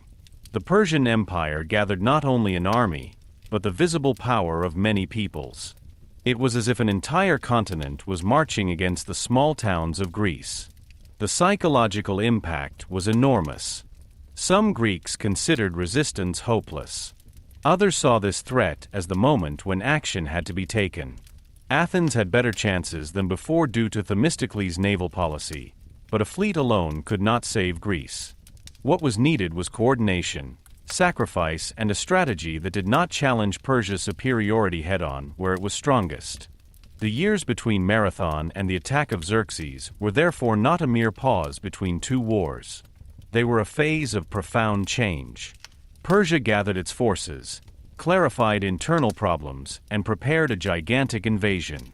Athens transformed itself into a maritime power, strengthened its democracy, and repositioned itself strategically. Sparta had to realize that its traditional supremacy would not be enough without cooperation with other poleis. The smaller Greek cities were faced with a difficult decision of whether to submit, remain neutral, or fight. Marathon had shown the Greeks that Persia could be defeated. The following years showed them that this realization alone was not enough. Courage had to be translated into preparation, glory into strategy, memory into political decision. Themistocles understood this, perhaps better than anyone. He saw that the next decision would be made not only on a battlefield, but on the sea, in the ports, in the popular assemblies, and in the alliances between distrustful cities. When Xerxes finally launched his massive campaign westward, Greece was still fragmented, but it was no longer unprepared. Something had changed beneath the surface. The world after Marathon had become more vigilant, tougher, and more determined. The next storm would be bigger, but the response of the Greeks would also be different. Chapter 9. Xerxes gathers the empire. When Xerxes decided to march against Greece, it was no longer just a matter of punitive action against Athens. The campaign, which his father Darius had prepared but no longer carried out, became a tremendous demonstration of imperial power under Xerxes. Persia did not just want to punish a single city, but to force the entire Greek world into an order that was self-evident from the point of view of the great king. Those who opposed the empire had to realize that there was no place too distant, too small, or too insignificant to escape the hand of the king. In this sense, Xerxes' campaign was not only military, but also political and symbolic. Xerxes took up his inheritance in a difficult situation. He was not only the son of Darius, but as the new great king he had to prove that he had the strength and dignity to hold a world empire together. In an empire of this size, rule was never a matter of course. Egypt had risen, Babylonia remained a sensitive center of ancient power, and unrest could arise on many fringes of the empire if the king appeared weak. Xerxes therefore first had to consolidate his authority internally. Only then could he turn to the west. The attack on Greece was therefore also a means of royal self-expression. A successful campaign would have strengthened his position, increased the glory of his house, and shown that he was not inferior to Cyrus, Cambyses, or Darius. There must have been different voices in the Persian court world. Some probably warned of the risks of a campaign in a difficult mountainous country with many coasts, islands, and narrow passes. Others saw the opportunity to erase the defeat of Marathon and to secure the western border of the empire once and for all. From the Persian point of view, the Greeks were not an opponent on an equal footing with the great empire, but it was precisely their refusal to submit that made them dangerous. Small states, if allowed to do so, could support unrest in Asia Minor, stir up uprisings, or ridicule Persian authority. The Ionian uprising had shown how quickly local conflicts could spread widely. Therefore, Xerxes had to solve the Greek question before it once again destabilized the western edge of the empire. The preparations for the campaign were enormous. Troops were drawn from many satrapies: Persians, Medes, Bactrians, Egyptians, Indians, Sacs, Lydians, Phrygians, Phoenicians, Ionians, and numerous other peoples provided contingents. In Greek tradition, these armies often appear as unmanageable masses of people, and the numbers were certainly exaggerated later. But even if one looks critically at the ancient data, it remains clear that Xerxes organized one of the largest military operations of his time. The strength of this army lay not only in its numbers, but in the ability of the empire to mobilize very different regions for a common goal. Each part of the empire brought in its own: horsemen, archers, spearmen, ships, supplies, horses, craftsmen, and sailors. This diversity was impressive, but it posed enormous challenges for the Persian leadership. An army of many peoples had to be cared for, moved, and held together. Different languages, weapons, and fighting styles required clear command structures. The soldiers had to march long distances, cross rivers, use coastal paths, and operate in areas that were not everywhere rich enough to feed such an army from the country itself. Logistics therefore became the actual basis of the campaign. Without supply depots, transport animals, ships, and prepared paths, even the largest army would have had little value. Xerxes didn't just have to collect warriors. He had to set a mobile empire on the march. The construction of the bridges over the Hellespont became particularly famous. Where Asia and Europe come close to each other, the Persian army was to make the transition to Europe. This crossing had enormous symbolic significance. The great king did not simply leave his kingdom to lead a campaign. He connected two continents through human labor, royal will, and technical organization. Ships were anchored next to each other, and crossings were created above them so that troops, horses, and wagons could pass through the strait. The message was clear: nature and space should be subordinated to the will of the king. For the Persian self-portrayal, this was a sign of greatness. For the Greeks, it must have seemed like an image of overwhelming power. Equally important was the canal on Mount Athos. An earlier Persian fleet had suffered heavy losses in this region due to a storm. Xerxes wanted to avoid such a risk and therefore had a canal dug through the isthmus to avoid the dangerous sea route around the promontory. This project also showed that Persia had learned from previous mistakes. The campaign was not improvised, but carefully prepared. The landscape itself has been adjusted to make the High King's army more confident. This was not only practical, but also psychologically effective. Those who could carry out such work showed that they had manpower, time, planning, and authority. While Persia was gathering its power, Xerxes again sent out demands for submission. Many Greek cities were now faced with a difficult decision. Resistance to Persia meant the danger of destruction, enslavement, and political ruin. Submission could be humiliating, but it might promise security. Not all Greeks chose the fight. Some cities provided soil and water, others remained neutral or waited to see how the situation developed. The fear was particularly great in northern and central Greece, because there the Persian army would appear first. It was easy for many smaller poleis to speak of courage later, but at that moment each city had to bear responsibility for its people, fields, sanctuaries, and future. The Greek world once again showed its inner conflict. Athens clearly recognized the danger, because the city knew that it was one of the main targets of Persian retribution. Themistocles had built up the fleet, but a fleet alone could not stop the advance of a huge land army. Sparta was indispensable as the strongest land power, but its willingness to act was shaped by its own security interests. Other cities vacillated between resistance and adaptation. Thebes, for example, pursued a policy that was later considered Persian-friendly, although fear, regional interests, and hostility towards other Greeks also played a role here. The impending attack made it clear that there was no natural unity of Greece. Unity had to be laboriously established. Under the pressure of danger, an alliance of those cities that wanted to resist was finally formed. This alliance was by no means free of tensions. Who should lead? Where should you fight? Should one defend northern Greece, hold central Greece, or retreat to the Peloponnese? Should the fleet operate offensively or support the land forces?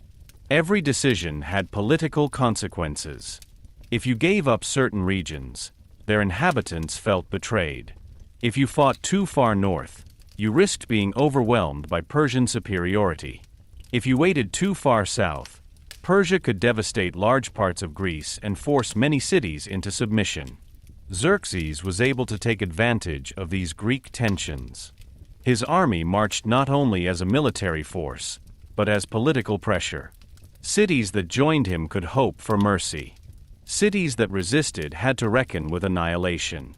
The Persian strategy was therefore also based on intimidation.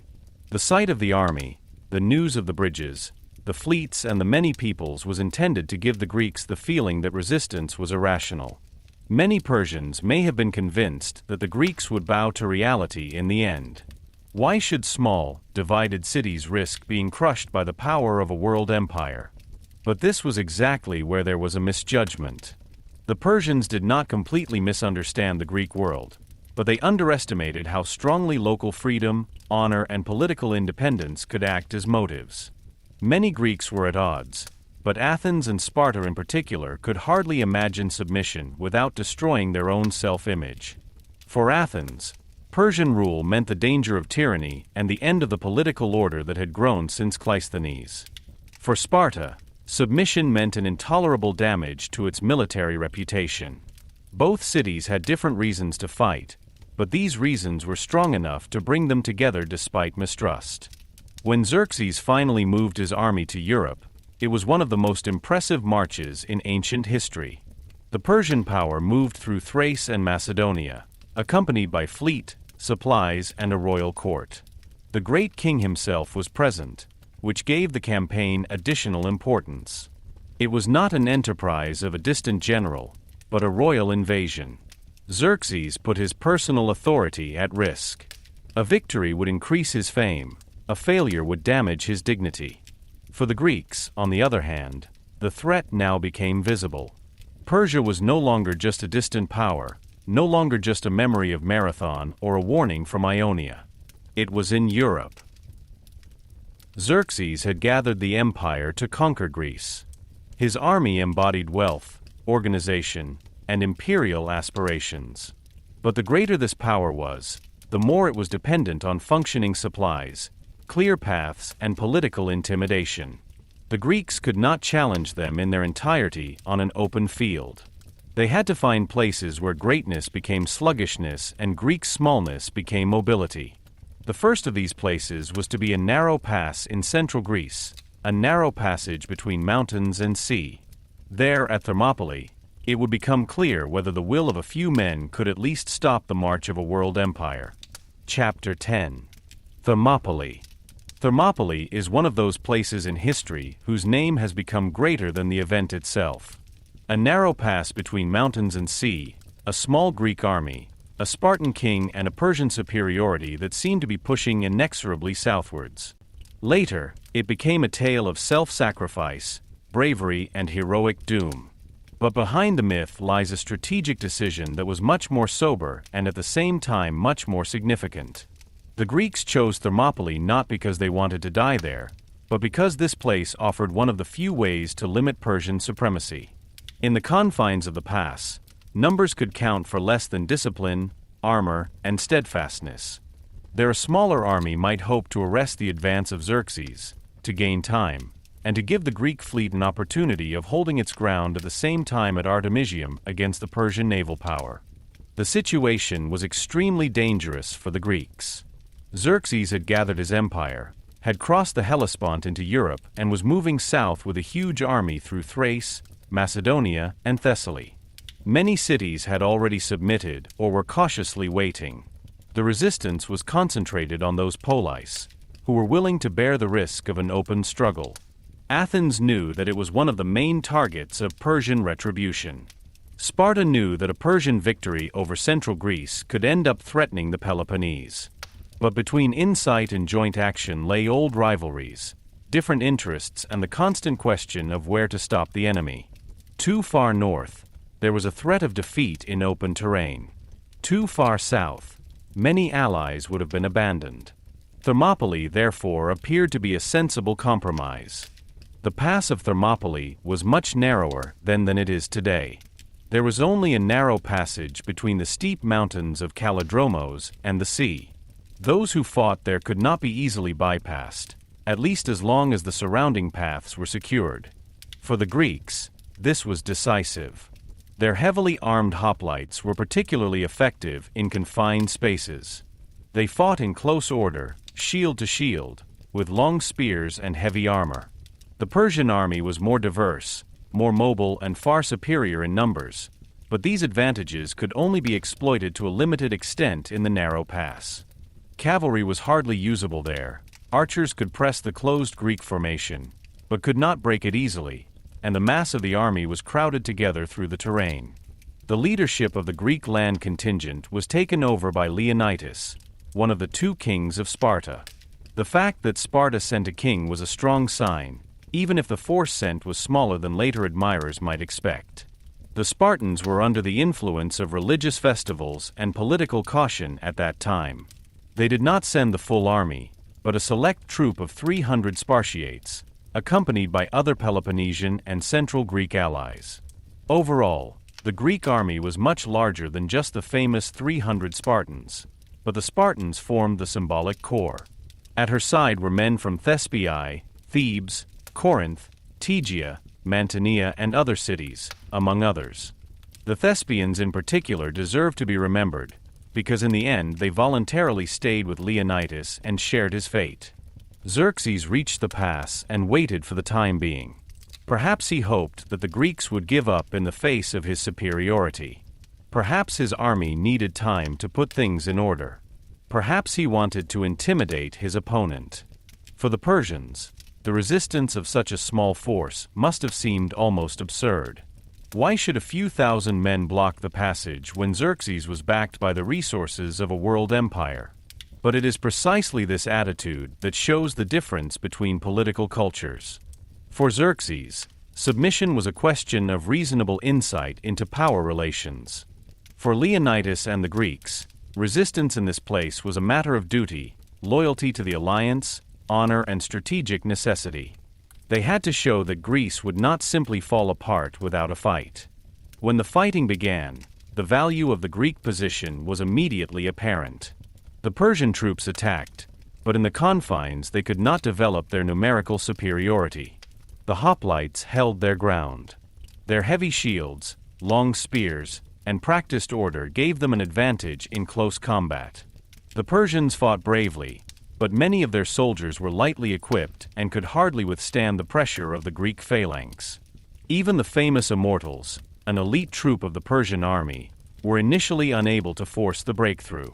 For Xerxes, this must have been a disturbing moment. The power of his empire came up against a narrow space in which courage, technology, and terrain neutralized his greatness. But Thermopylae was never impregnable. The weak point was not in the main pass, but in a mountain path that led around the Greek position. This path was known to the locals and was guarded by Greek troops. According to tradition, a man named Ephialtes revealed this path to the Persians. Whether he acted solely out of greed or whether other local tensions played a role cannot be said for sure. In the memory of the Greeks, he became a symbol of the traitor. For the Persians, his information was militarily decisive. A Persian unit could cross the mountain path during the night and stab the Greeks in the back. This meant that the position could no longer be held. When Leonidas realized that the bypass had been successful, he was faced with a difficult decision. A complete retreat might have saved parts of the army, but it would also have facilitated the Persian pursuit and created the impression of a panicked defeat. Leonidas dismissed most of the Greek troops, while he himself was left behind with the Spartans, the Thespians, and probably also the Thebans. The reasons for this are still the subject of historical interpretation today. It was certainly about willingness to make sacrifices, but not only about that. Leonidas gained time, covered the retreat of others, and preserved the honor of the alliance. For Sparta, it was unthinkable that a king would simply give up his position if the task had not yet been accomplished. The last battle thus became a mixture of military rearguard action, political signal, and consciously assumed death. The final fight was brutal. The Greeks continued to fight, even when their situation became hopeless. When the spears broke, they resorted to swords. When the order also disintegrated, the struggle continued. Leonidas fell, and a bitter fight ensued over his body. The Persians finally used their superior force, and projectiles also played a role. In the end, the defenders were destroyed or captured. Xerxes had won the pass, but had not achieved the kind of victory that made his superiority seem effortless. The resistance had stopped his army, inflicted losses, and set an example for the Greeks that went far beyond the immediate military value. Thermopylae was a defeat from a military point of view. The way to central Greece was open. The Persians were able to march further south, threaten Boeotia and Attica, and finally reach Athens. But the battle was not a senseless defeat. It fulfilled several functions. It delayed the advance, it tied up Persian forces, it showed the Greeks that resistance was possible, and it created a symbol of common determination. Especially in a world in which many cities wavered or submitted, this symbol was of enormous political importance.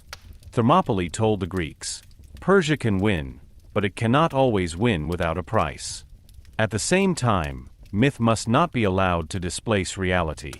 Leonidas and his men were not lonely defenders of a modern nation. They acted within the framework of Spartan duty, Greek alliance policy, and harsh military necessity. Nor was Sparta unreservedly selfless. Spartan politics remained cautious, often concentrated on the Peloponnese and shaped by its own interests. Athens, on the other hand, bore a different burden at this stage, as its fleet fought at Artemisium, and its population soon had to be evacuated from the Persian threat. The salvation of Greece was not based solely on the death of the Spartans, but on the interaction of many decisions on land and at sea. Nevertheless, Thermopylae became the moral center of the resistance. The death of Leonidas gave the fight against Persia a narrative power that was deeply imprinted on the Greek consciousness. It seemed to show that freedom had a price, that honor could mean more than survival, and that a small group could strengthen the self-confidence of many through steadfastness. For Xerxes, the victory was tactically necessary, but psychologically ambivalent. He had taken the passport, but he had learned that Greeks in a favorable position were ready to fight to the end. This was not an unimportant insight for the rest of the campaign. After Thermopylae, the way to Athens was open. Greek land defenses in central Greece had collapsed, and many had to realize that the war was entering a new phase. The question was no longer whether Xerxes could be stopped in the north. The question was whether Greece could force a different kind of decision after losing the passport. This decision would not be made in a narrow mountain passage, but on the water in the narrow straits, where Themistocles saw his great opportunity. Thermopylae had bought time and created a symbol. But the war was not won. The real turning point was still ahead of the Greeks, and it would show that self-sacrifice alone was not enough if it was not combined with strategy, deception, and political courage. Chapter 11. Artemisium and the Importance of the Sea. While at Thermopylae the hoplites held the narrow pass against the army of Xerxes, a second, equally decisive battle took place further east. It did not take place on solid ground, not between spears, shields, and densely packed battle lines, but on the sea. At Artemisium, on the north coast of Euboea, the Greek fleet opposed the Persian naval power. This part of the Persian Wars is often outshone by the glory of Thermopylae, but without Artemisium it is difficult to understand the entire defensive plan of the Greeks. Fighting on land and fighting at sea belonged together. Thermopylae blocked the land route to the south. Artemisium was intended to prevent the Persian fleet from bypassing this resistance, landing troops elsewhere or threatening the Greek defenders in the rear. The war against Xerxes was therefore not a pure land war from the beginning. It was a struggle for paths, bottlenecks, coasts, and control over movement. The Persian fleet was a formidable instrument of imperial power. Persia itself was not originally a classical maritime power like the Phoenician cities or later Athens, but the empire was able to draw on the maritime skills of its subjects. Phoenicians, Egyptians, Cyprians, Ionians, and others provided ships and experienced sailors. The Phoenicians in particular were considered excellent seafarers. For Xerxes, this fleet was indispensable, because his huge land army had to be supplied and accompanied along the coast. An army of such size could not pass through Greece at will, without supplies, connections, and protection. So the fleet was not just a combat force. It was part of the supply, communication, and strategic mobility of the entire Persian campaign.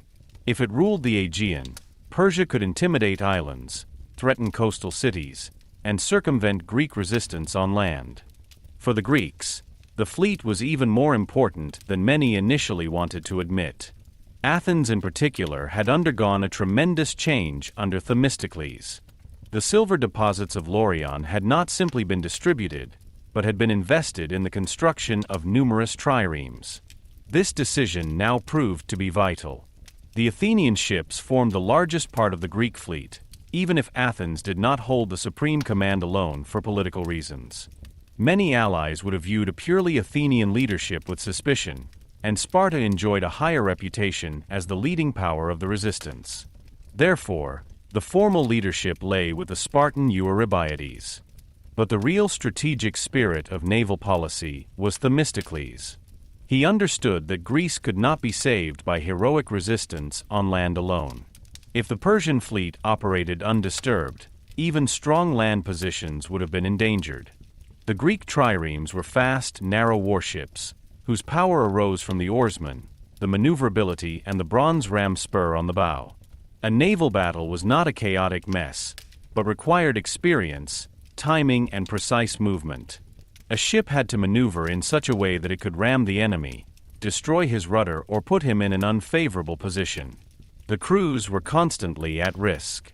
A wrong order, a poorly coordinated stroke of the rudder, a moment of disorder could make a ship vulnerable. The fight at sea was physically and mentally extremely demanding. The oarsmen sat close together, heard orders, felt the vibration of the ship, and knew that a hit could mean death by drowning, imprisonment, or the sword.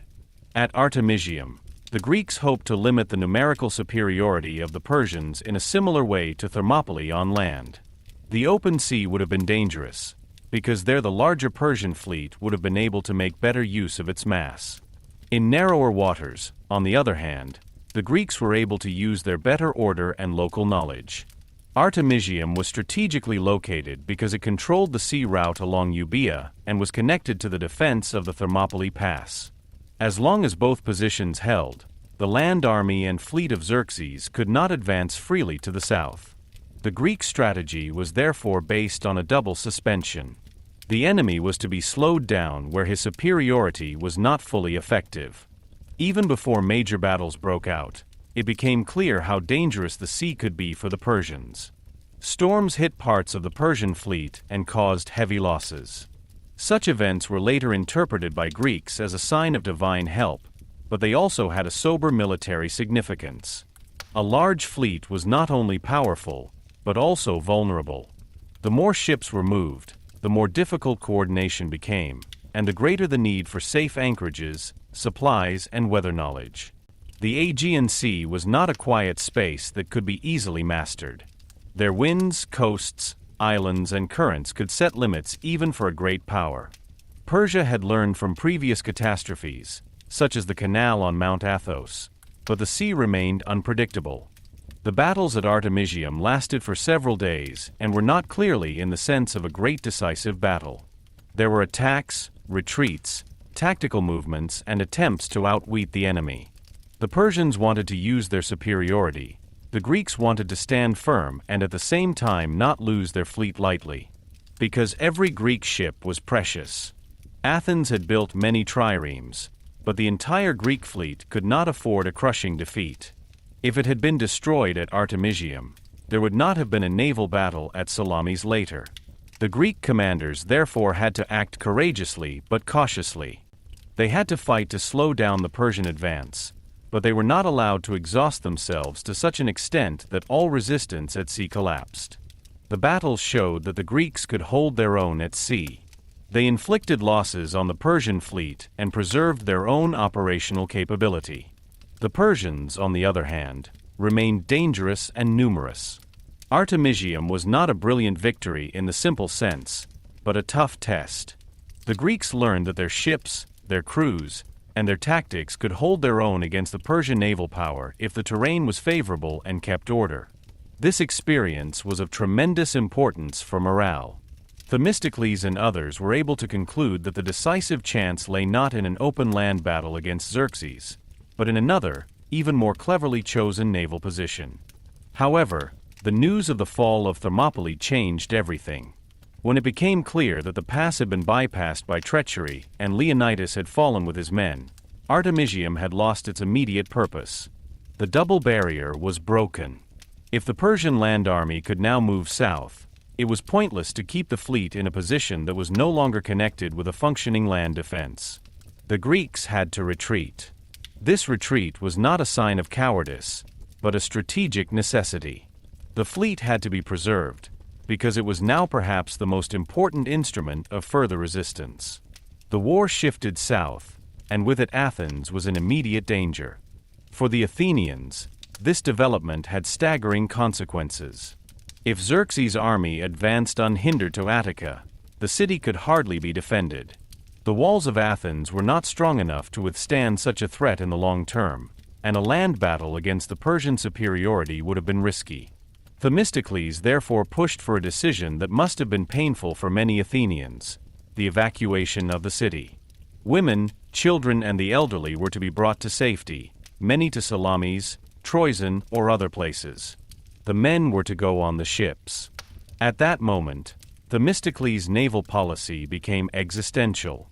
Athens was no longer just a city of houses, temples, and walls. Athens became a fighting community on ships. The importance of the sea now showed itself in full force. Whoever had the fleet had a future, even if the city was burning. Those who controlled the sea routes could continue to fight, move, hold allies, and force the enemy to wait for a decision. Without the Athenian fleet, the evacuation would have made no sense. Without the fleet, Athens would have been practically politically annihilated after the abandonment of the city. But as long as the triremes existed and their citizens rowed, steered, and fought, Athens remained capable of acting.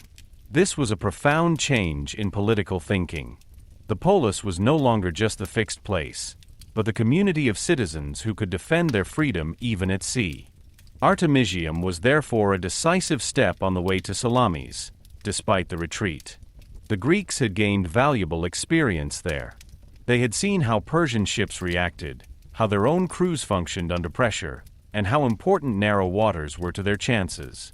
Themistocles was able to use these teachings. He understood even more clearly that the Persian fleet had to be forced into a space where its size became an obstacle. This insight led directly to the later decision to fight at Salamis. In this sense, Artemisium was not the end of a defense, but the preparation of the turning point. Artemisium was also politically significant. It showed that Athens was indispensable for joint resistance. Sparta could claim the greatest glory on land, but Greece could not be saved without Athenian ships. This fact strengthened Athens' position in the alliance, even if it also created tensions. Many Peloponnesians later preferred to retreat behind the Isthmus of Corinth and build up a land defense there. This would have been a catastrophe for Athens, because it would have meant abandoning Attica and the islands. The fleet thus became not only a military tool, but also a means of exerting political pressure. Whoever provided the ships had an influence on the strategy. The Persians, on the other hand, had to realize that their naval power was vulnerable. They continued to have great powers, but they could not simply wipe out the Greek fleet. As long as this fleet existed, Xerxes' campaign remained uncertain. His land army could conquer cities and devastate territories, but without secure naval supremacy, permanent control of Greece was difficult. Supply, communication, and movement were dependent on the fleet. A decisive blow against the Greek ships therefore became increasingly important. It is precisely this necessity that Themistocles was supposed to exploit. Artemisium therefore stands for a truth that is easily forgotten in the shadow of Thermopylae. The Persian Wars were decided not only by bravery on land, but by understanding strategic spaces. The Greeks could not be strong everywhere. They had to choose places where they hid their weaknesses and strengthened their strengths. Thermopylae was such a place for the hoplites. Artemisium was such a place for the fleet. Both battles together showed that resistance to a world empire was not possible through brute force, but through clever limitation of enemy superiority. In the end, the Greeks withdrew from Artemisium, but they were not broken. They had preserved their fleet, tested their opponent, and laid the foundation for the next decision. Behind them lay the fall of Thermopylae, in front of them the threat to Athens. The situation was bleak, perhaps more gloomy than ever before. Xerxes marched south, and the holy places of Athens were soon to be in flames. But on the sea, hope remained alive. In the strokes of the oars of the triremes, in the determination of the garrisons, and in the strategy of Themistocles, there was a possibility of turning the tide of the war. Artemisium was thus not a sideshow, but the transition from defense to decisive trap. The sea became the space in which Greece could not only survive, but defeat Persia. Chapter 12. The Destruction of Athens. After Thermopylae and Artemisium, the war entered its darkest phase. The resistance in the north had been broken, the pass had fallen, the Greek fleet had retreated, and the army of Xerxes was moving farther south. For Athens, what many had feared for years now became reality. The Persian power was no longer on the borders of Greece, no longer in Ionia, no longer in Euboea, but directly before Attica. The city, which had won at Marathon on its own soil, now had to realize that bravery alone offered no protection when the enemy returned with a formidable force.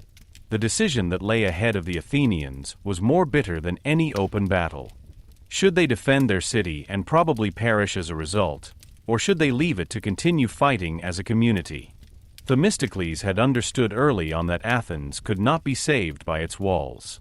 The city was important, proud, and rich in sanctuaries, but it was not prepared to withstand a permanent attack by the main Persian army. Athens' real strength, meanwhile, lay at sea. The fleet, which had been built with the silver proceeds of Laurion, was no longer just a military addition. It had become the heart of the Athenian survival strategy. Themistocles therefore had to convey an almost unbearable truth to his fellow citizens. Athens did not initially consist of houses, temples, markets, and city walls. but of its citizens. As long as the Athenians lived, as long as they occupied their ships and preserved their political community, Athens was not lost for good. This idea was radical. For many people of antiquity, the homeland was inseparable from the soil, the tombs of the ancestors, the sanctuaries of the gods, and the visible signs of the city. Leaving a city voluntarily seemed like giving up one's own identity. The Acropolis, the temples, the altars, the houses of the families, all this was not mere possession, but part of a religious and emotional order. Those who left the city also left behind the places where generations had lived, sacrificed, celebrated, and mourned. So Themistocles did not only demand strategic reason from the Athenians. He demanded a mental break with everything that made home visible. In this situation, the Oracle of Delphi played an important role. As is so often the case in the Greek world, divine orientation was sought when human decisions became unbearably difficult. The oracles that had been handed down were obscure and ambiguous. The statement that only a wooden wall would save the Athenians became particularly famous. What was meant by this was controversial. Some may have understood it as a fortification on the Acropolis or a symbolic defense of the city. Themistocles interpreted the wooden wall as a fleet. The wooden ships are the true protection of Athens. This interpretation was politically ingenious because it combined religious authority with his strategic line. Those who followed him were not only following a politician, but apparently also a divine cue. The evacuation of Athens was a huge organizational and emotional task. Women, children, the elderly, and property, as far as it could be transported, had to be brought to safety. Many were taken to Salamis, others to Troezen or Aegina. Families were separated, houses closed or abandoned, sanctuaries left behind. One can imagine the fear that went through the city these days. People did not know if they would ever see their houses again. Mothers had to board ships with children, old men left places where they had spent their whole lives, and citizens fit for military service went to the triremes to defend the fate of their city at sea. It was not an orderly move to safety, but an escape under the pressure of a world empire. Not all Athenians accepted this decision. Some stayed behind, especially on the Acropolis. They may have relied on the interpretation that the wooden wall is a fortification, or they may not want to abandon the holy sites. Others could not or did not want to flee. Her fate was tragic. When the Persian army reached Athens, it found the city largely deserted, but not completely empty. The defenders on the Acropolis resisted, but they had no chance against the Persian superiority. The Persians took the Acropolis, killed the remaining defenders, and set fire to sanctuaries. For the Athenians, who looked out over their city from Salamis or other places of refuge, this must have been a moment of deep shock. The visible soul of their poleis was in flames. The destruction of Athens was a powerful retaliation for Xerxes. From the Persian point of view, this paid off the debt of the Athenians, who had attacked Sardis years earlier and supported the Ionian uprising. What had burned in Sardis now burned in Athens. In the logic of imperial deterrence, this was a message to all who opposed the great king. Persia was able to reach distant cities, destroy their sanctuaries, and punish their political arrogance. The campaign had thus achieved one of its main symbolic goals. Athens, the winner of the marathon, lay devastated. But it was precisely here that the limit of Persian power became apparent. Xerxes was able to take the city, but not destroy the Athenian community. The decisive citizens were not locked in the walls, but on the ships. The fleet had been preserved. The political leadership was capable of acting. The memory of the destruction generated not only despair, but also a deep will to retaliate. Persia had destroyed a place, but in doing so had hardened rather than broken the fighting spirit of many Athenians. The decision to evacuate had prevented Athens, like Eretria, from being completely wiped out.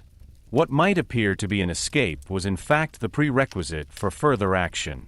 For the Greek allies, the destruction of Athens was a political touchstone. A particularly large number of Peloponnesians now wanted to concentrate their forces on the Isthmus of Corinth and build a wall there to protect the Peloponnese. From her point of view, this was understandable. If central Greece could no longer be held, it was at least possible to block access to the Peloponnese and organize the strongest land defense there. For Athens, however, this strategy was hardly acceptable. It would have meant giving up Attica for good and using the Athenian fleet only as a tool to protect other regions. The Athenians had left their city, but not their political dignity. They did not want to be merely auxiliary troops of a Peloponnesian defense plan.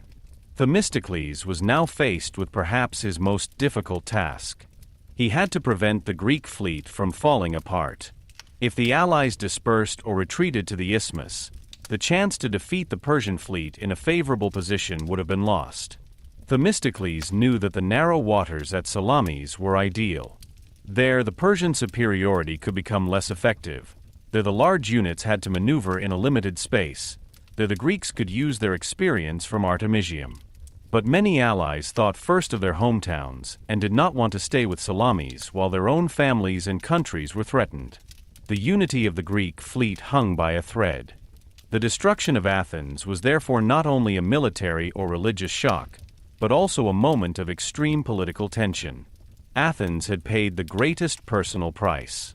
Its citizens had sacrificed their city so that the fleet could continue fighting. This resulted in a moral claim. Themistocles was able to make it clear to the allies that without Athens there was no sufficient fleet. If the Athenians withdrew their ships or looked for a new home, the entire Greek resistance at sea would be severely damaged. This threat was not empty. Athens had lost its city, but its ships continued to give it power. In a situation of greatest weakness, it also possessed the decisive means of exerting pressure. For Xerxes, the situation seemed favorable after the capture of Athens. His army had crossed central Greece, punished important opponents, and the Acropolis had fallen. Many of his advisors could now argue that the Greeks were demoralized and that another blow to their fleet would decide the war. But the Persian leadership also faced problems. A huge army had to be supplied. Autumn was approaching. The longer the campaign lasted, the more difficult the situation became. As long as the Greek fleet existed, Persian naval supremacy remained uncertain. Xerxes needed a decision that would finally break the resistance. The temptation was great to confront the Greek ships at Salamis. The Athenians experienced a mixture of grief, anger, and hope in these days. Their city had fallen, but their struggle was not over. Perhaps it was precisely this loss that was the reason why the coming decision became so bitter. Those who have nothing more to lose than their freedom and their future can find the utmost determination. The men on the triremes knew that behind them lay not just a safe haven, but a destroyed homeland. They were no longer just fighting to repel an invasion. They fought to give their city a rebirth. The destruction of Athens thus marked the lowest point of the Greek crisis. The enemy had reached the center of Attica, desecrated the Acropolis, devastated the homes of the citizens, and seemingly proved that no place was safe from the great king. But at the same time, this catastrophe had created a new strategic reality. The decision could no longer be made within the walls of Athens. She had to fall on the sea. Themistocles was right. The wooden wall was the fleet. As long as it existed, Athens lived on. And as long as Athens continued to live, Greece was not defeated. Thus, from the burning city, the road to Salamis was born. The flames on the Acropolis were not an end, but the most painful transition of the war. Persia had destroyed Athens, but it had not broken the Athenians. The citizens had turned the loss of their city into a final determination. Ahead of them lay the narrow waters of Salamis, behind them lay the ashes of their homeland, and between them stood the question of whether a people who had lost their city could win a future on their ships. Chapter 13. Salamis. Salamis was the moment when the desperation of the Greeks turned into a last great chance. Athens had been destroyed, the Acropolis burned, Attica devastated, and many people had been forced to leave their homes. On the ships off Salamis sat men who knew that behind them was no longer the safe city, but smoke, rubble, and the memory of lost houses and sanctuaries. But it was precisely this situation that made the fight so decisive. The Athenians could not simply give up, because defeat would have meant that their fleet would have been lost, their citizens dispersed, and their political community might end forever. For them, Salamis was not just a naval battle. It was an attempt to save a future from the ashes of his own city. After the destruction of Athens, the Greek alliance was deeply divided. Many Peloponnesian commanders wanted to withdraw the fleet from the Saronic Gulf and retreat closer to the Isthmus of Corinth. There, the Peloponnesians built a defensive line to block access to the Peloponnese. From her point of view, this strategy was understandable. If central Greece was lost and Athens had already fallen, then it seemed reasonable to gather the last forces where Sparta, Corinth, and other cities could be directly protected. But for Themistocles, this plan was dangerous and short-sighted. A defense on the isthmus might be able to slow down a land army, but it could not win the war as long as the Persian fleet operated freely. Persia could have bypassed the Peloponnese, threatened coasts, controlled islands, and separated the Greek allies. Without a decision at sea, any land defense remained unsafe. Themistocles realized that the narrow waters at Salamis were the right place to challenge the Persian supremacy. On the open sea, the larger Persian fleet would have been dangerous. There she could have made better use of her numbers, her agility, and her experienced Phoenician and Egyptian sailors. In the confinement, however, size became a problem. Many ships could obstruct each other, orders could be transmitted more difficult, and the movements of large formations became confusing. The Greeks had already learned from Artemisium that they could survive in limited space. Salamis offered an even better opportunity. There the Persian fleet could be forced into a situation in which its mass became not a strength, but a burden. But this insight alone was not enough. Themistocles had to get the other Greeks to stay with Salamis. That was difficult, because the fear was great. Many did not want to leave their homeland defenseless. Others distrusted Athens and feared fighting for a city that had already been destroyed. Still others believed that a battle of Salamis was too risky. Themistocles therefore had to act not only as a strategist, but also as a political tactician. He knew that the Greek fleet could break apart if each commander thought only of his own city. That's why he relied on pressure, persuasion, and finally deception. The decisive move handed down was the secret message to Xerxes. Themistocles is said to have sent a messenger to the Persians with the news that the Greeks were at odds and would soon flee. If Xerxes acted quickly, he could shut them up and destroy them. It is not possible to say for sure whether every detail of this tradition happened exactly in this way, but the basic idea fits the situation. Themistocles wanted to get Xerxes to send the Persian fleet into the narrow waters before the Greeks could retreat. In doing so, he forced not only the Persians to battle, but also his own allies. When the exits were blocked and the opponent attacked, there was no longer much debating. The Greeks had to fight. Xerxes accepted the opportunity. From his point of view, a quick decision was tempting. His army had taken Athens, his power was visible, and the Greek fleet seemed to be the last major factor of resistance. If he destroyed them, the campaign would be practically decided. In addition, Xerxes was under time pressure.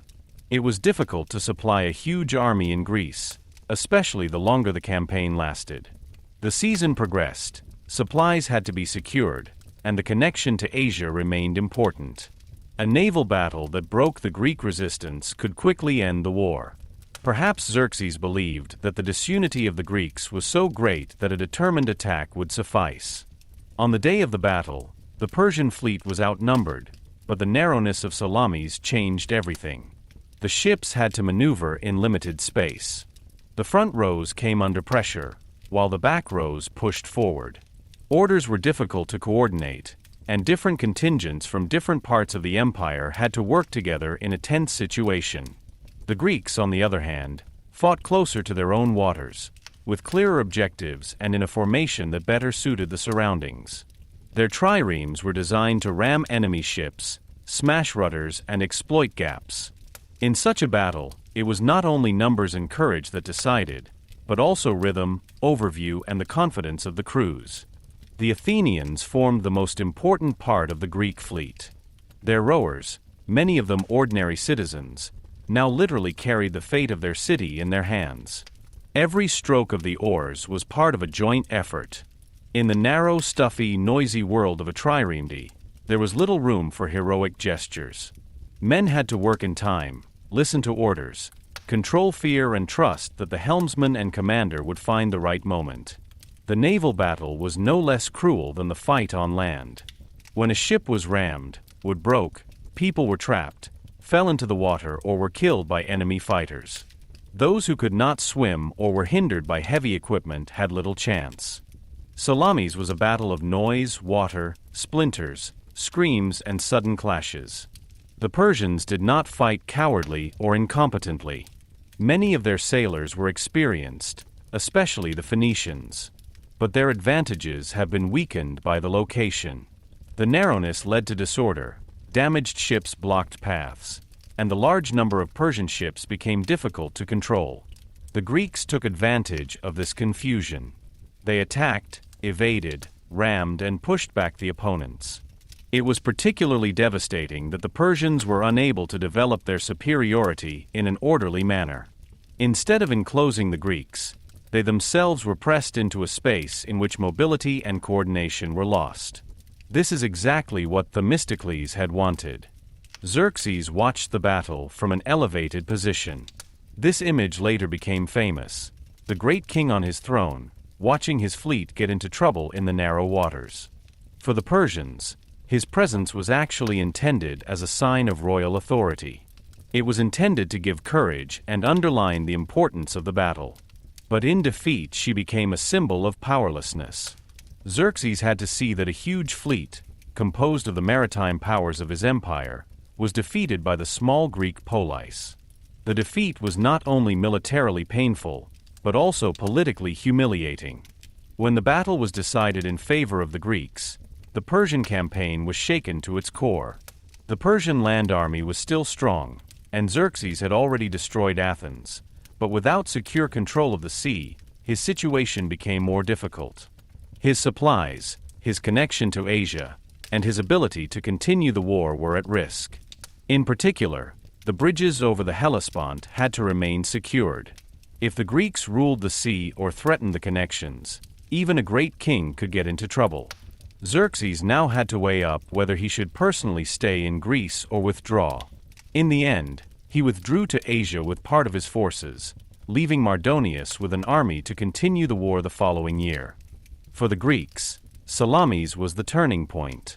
Not because the war ended immediately, but because Persia lost its decisive momentum. The destruction of Athens had not broken the resistance.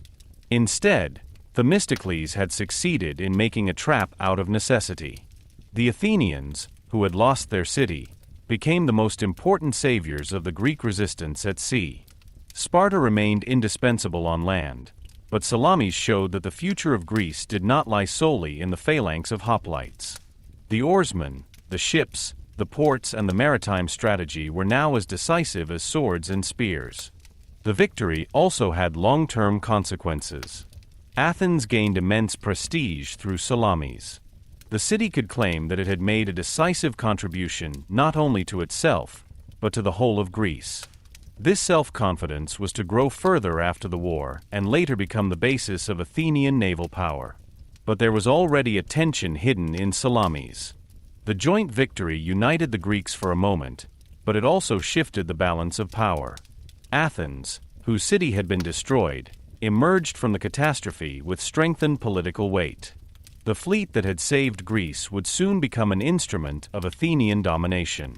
Salamis was therefore more than a tactical success. It was a battle in which strategy triumphed over sheer size, in which deception, terrain, and determination put an imperial superiority in distress. Themistocles had understood that Persia could not be fought where it was strongest. You had to force the opponent to fight in conditions that transformed his strength and made his weaknesses visible. This is exactly what happened with Salamis.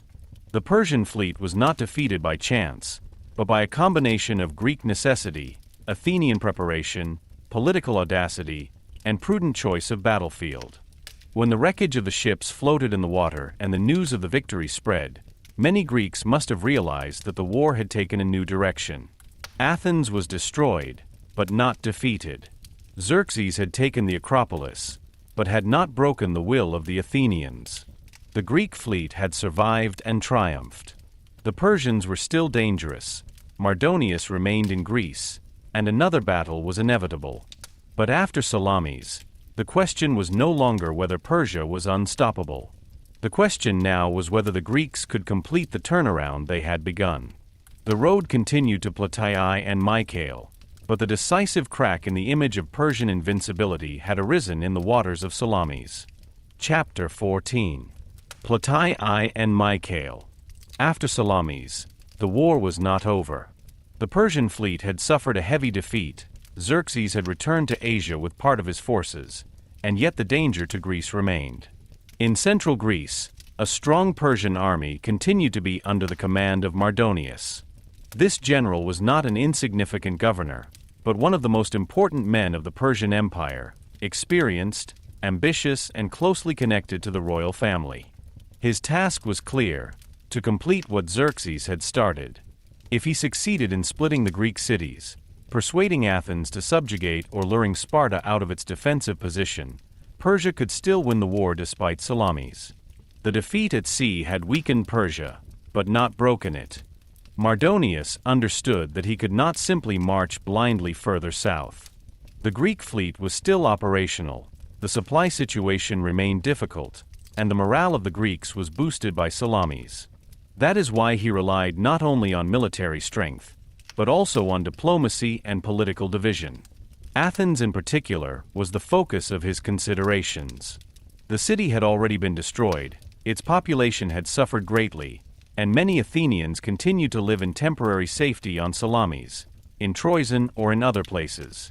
Mardonius offered the Athenians favorable terms if they came to an understanding with Persia. They were to be allowed to rebuild their city, receive land, and get a prominent position. From a Persian point of view, this was wise. If Athens and its fleet broke away from the Greek alliance, the common resistance would have been hit hard. But Athens refused. This decision was by no means a matter of course. The Athenians had paid a high price. Their homeland was devastated, their sanctuaries desecrated, their families uprooted. An understanding with Persia could have brought security in the short term, but it would also have meant that the entire sacrifice of the past years would have become pointless. Athens did not want to go down in history as a city that, after Marathon and Salamis, capitulated to the great king in the end. At the same time, the Athenians used their situation to put Sparta under pressure. They made it clear that they would not suffer alone indefinitely, while the Peloponnesians entrenched themselves behind the isthmus. If Sparta wanted Athens to stand firm, it finally had to act with full force. Sparta hesitated at first, as is so often the case for a mixture of religious, political, and strategic reasons. The Peloponnesians had built up a line of defense at the isthmus and hoped to secure access to the Peloponnese there. But this strategy had its limits.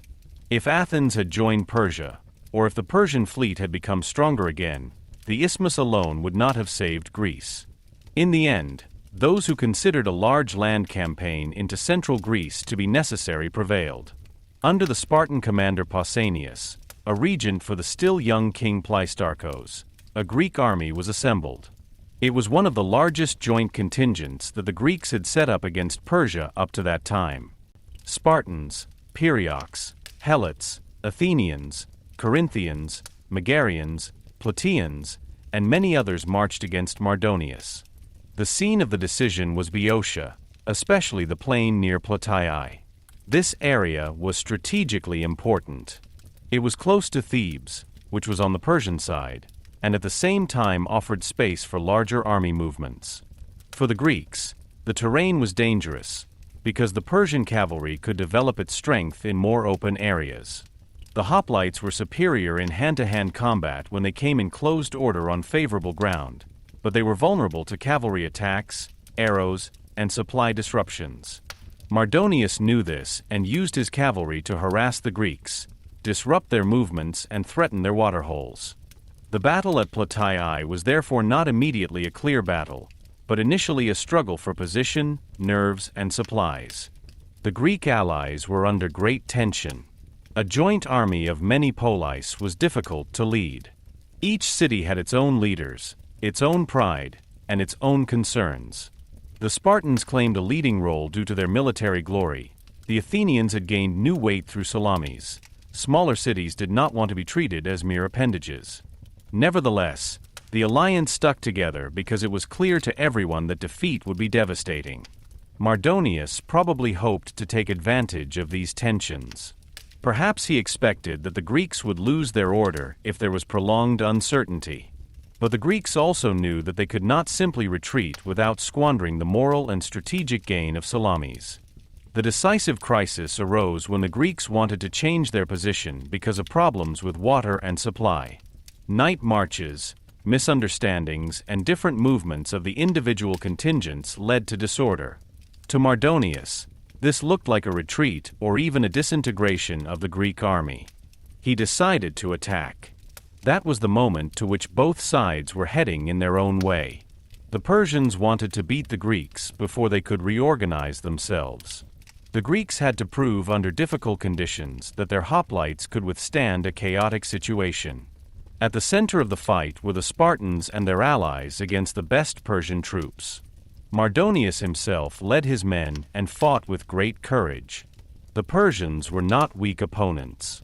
They attacked resolutely, used arrows, and tried to break the Greek order. But as soon as it came to heavy hand-to-hand combat, the advantage of the hoplite armor and the closed formation became apparent again. The Spartans were excellently trained, their discipline was famous, and in direct confrontation they were able to push back the lightly armed Persian troops. When Mardonius fell, the battle tipped. His death had not only military, but also psychological effects.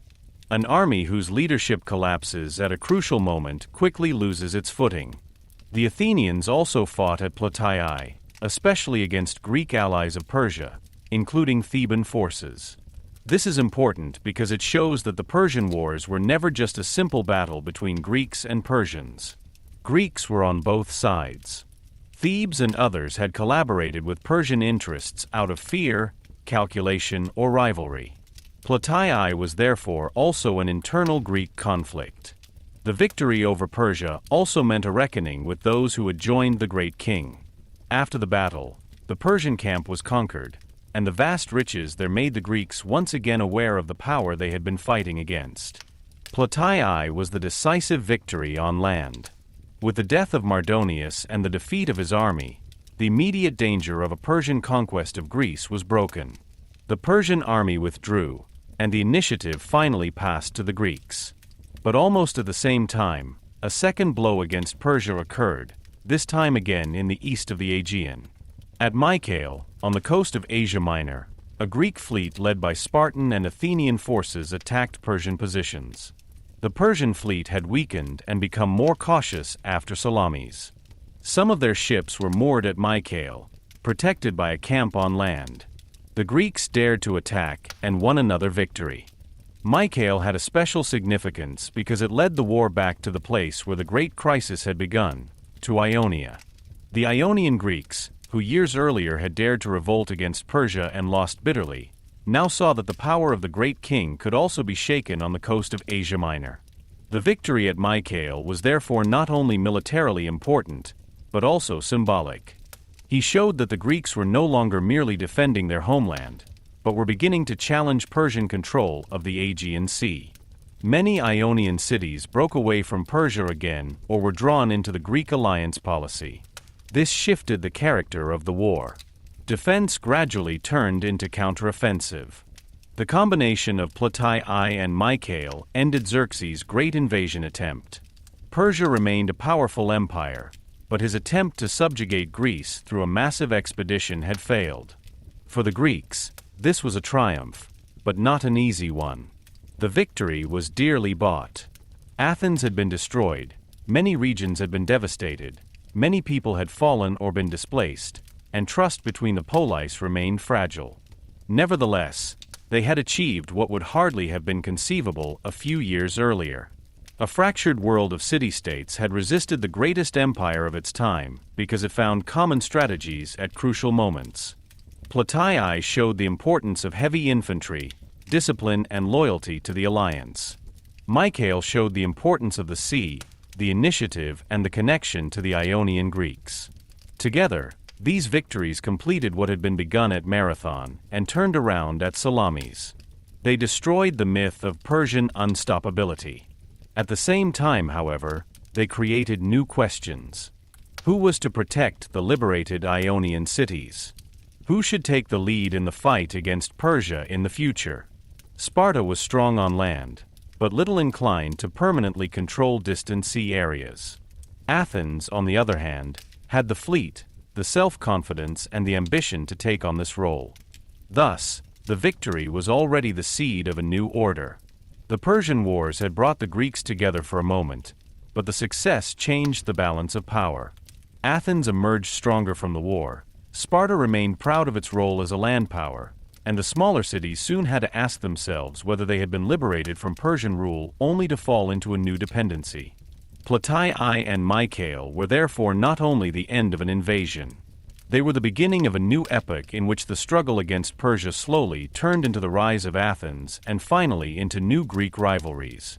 The external enemy had been repulsed, but tensions within Greece had not disappeared. They were just waiting to break out again in a different form. Chapter 15. The Legacy of the Persian Wars. When the great battles were fought, when Marathon, Thermopylae, Salamis, Plataiai and Mykale had already become names filled with pride, pain and memory in Greece, a new and perhaps even more difficult phase of history began. The Persians had been repulsed, Xerxes' mighty attack had failed, and the Greek cities could breathe a sigh of relief. But the victory did not simply mean peace. It also meant change. The Persian Wars had unleashed forces that were to permanently reshape the Greek world. What had begun as a struggle against an external threat became the starting point for new power relations, new alliances, new rivalries, and new myths. After the Persian Wars, Greece was no longer the same as before. At first, the victory seemed like a miracle. Small, quarreling city-states had resisted the largest empire of their time. Persia had enormous resources at its disposal, armies from many peoples, experienced satraps, wealth, fleets and an imperial administration that had proven itself for decades. The Greeks, on the other hand, had been politically fragmented. Many cities had hesitated, some had submitted, others had cooperated with Persia out of fear or self-interest. Nevertheless, a group of determined poleisers managed to act together in the decisive moments. Marathon had shown that Persian troops could be defeated on the battlefield. Thermopylae had proven that sacrifice could morally strengthen resistance. Salamis had shown that strategy, deception, and the clever choice of location could break a superiority. Plataiai and Mykale finally completed the military turnaround. But this victory soon became a narrative. The Greeks began to interpret their experiences, to order them and to charge them with meaning. Athens in particular made the Persian Wars a central part of its identity. The Athenians remembered Marathon as proof of their bravery, the evacuation of the city as proof of their willingness to make sacrifices, and Salamis as proof of their strategic and political greatness. They had lost their city, but preserved their fleet. They had seen the Acropolis burning, but they had not surrendered. This gave rise to a powerful self-image, Athens as the savior of Greece, as a city of freedom, as a community of citizens that had not knelt down before the great king. This self-image was not free of exaggeration, but it was based on real achievements and real suffering. Sparta, on the other hand, retained its own glory. Thermopylae became a Spartan place of remembrance of tremendous power. Leonidas and the 300 Spartans embodied discipline, the fulfillment of duty and the willingness to die for the community. Even though Thermopylae was not only fought by Spartans, and even if the battle was a military defeat, it became a symbol of a certain ideal. Sparta could say that his men had not given way when the situation became hopeless.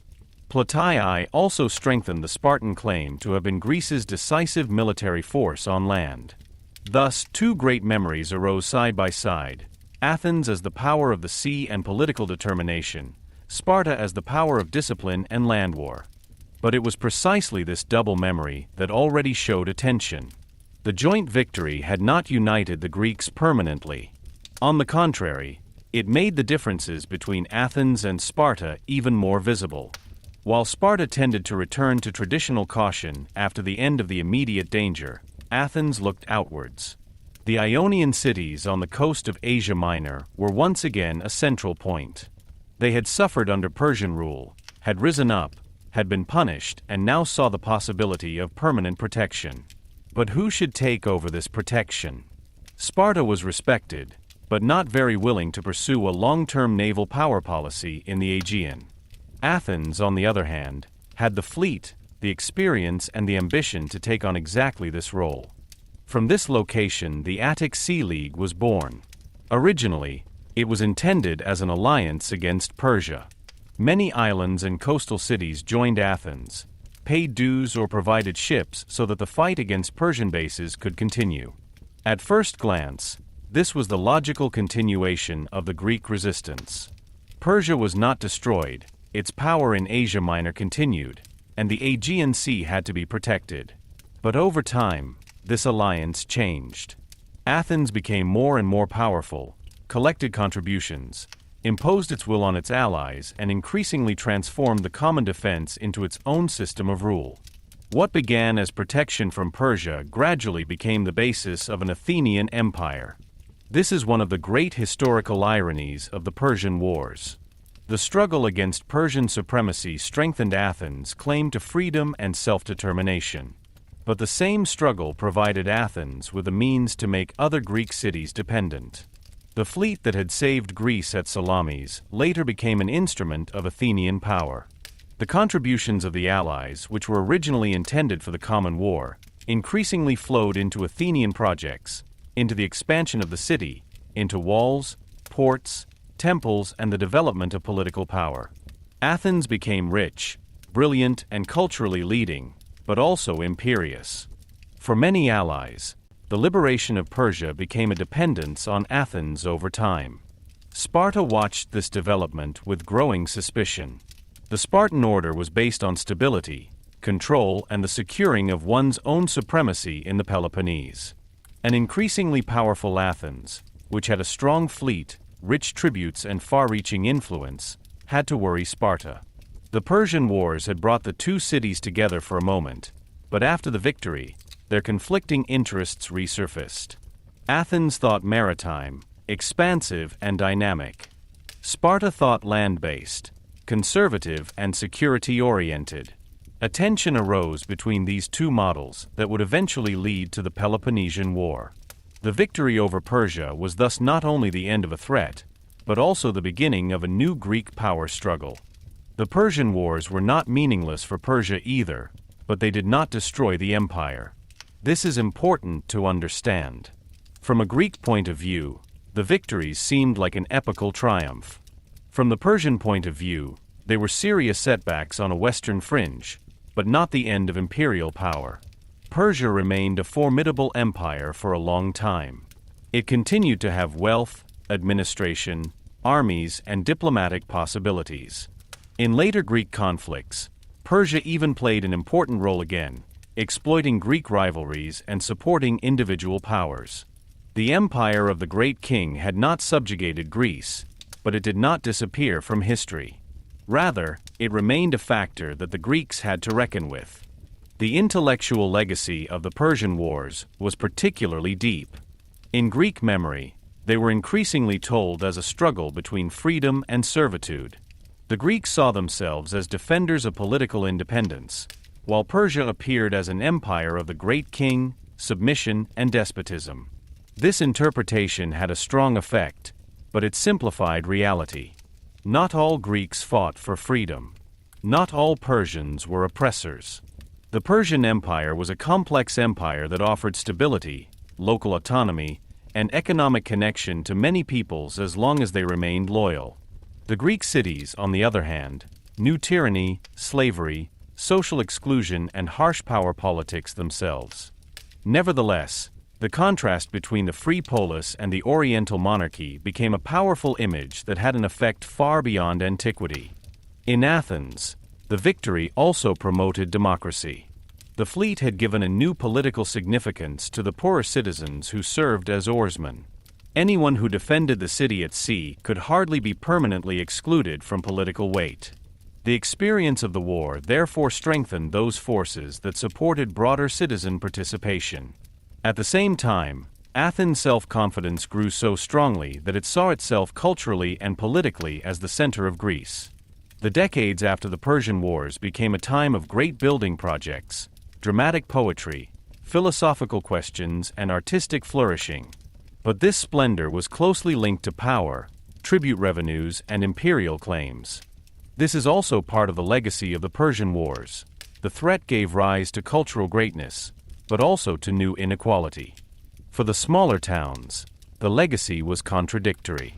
Many had preserved or regained their immediate freedom through the victory over Persia, but they soon fell into the shadow of larger Greek powers. Some had to join Athens, others had to follow Sparta, and still others had to maneuver between the blocks. The Persian Wars had shown that common danger could enforce unity. But as soon as this danger diminished, old rivalries returned. The Greek world remained creative, militant, and politically alive, but it remained incapable of creating a stable common order in the long term. Nevertheless, the moral memory of the Persian Wars remained strong.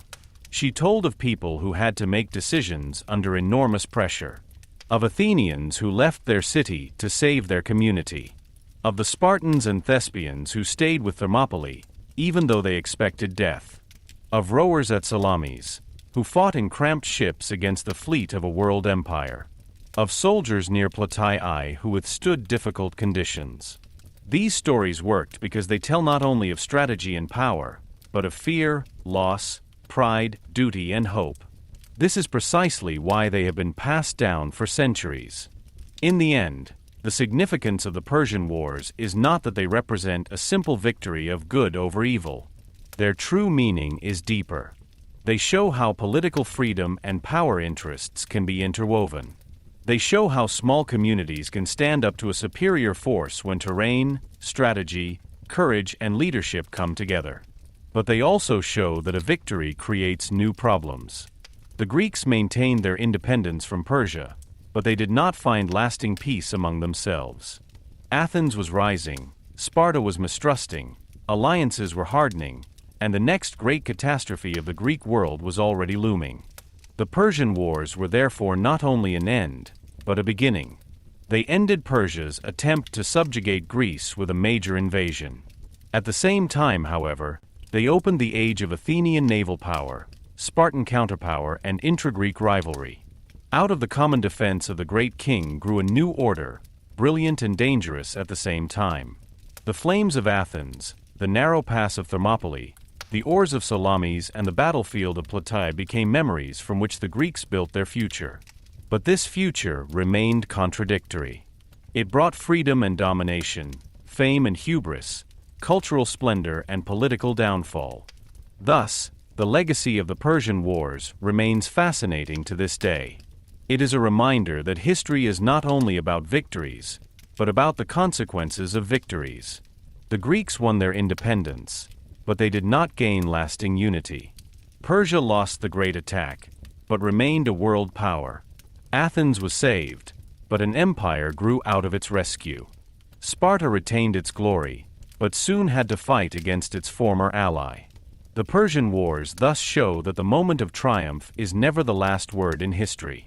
Often the most difficult question begins after victory. What do you do with the power you have gained through victory?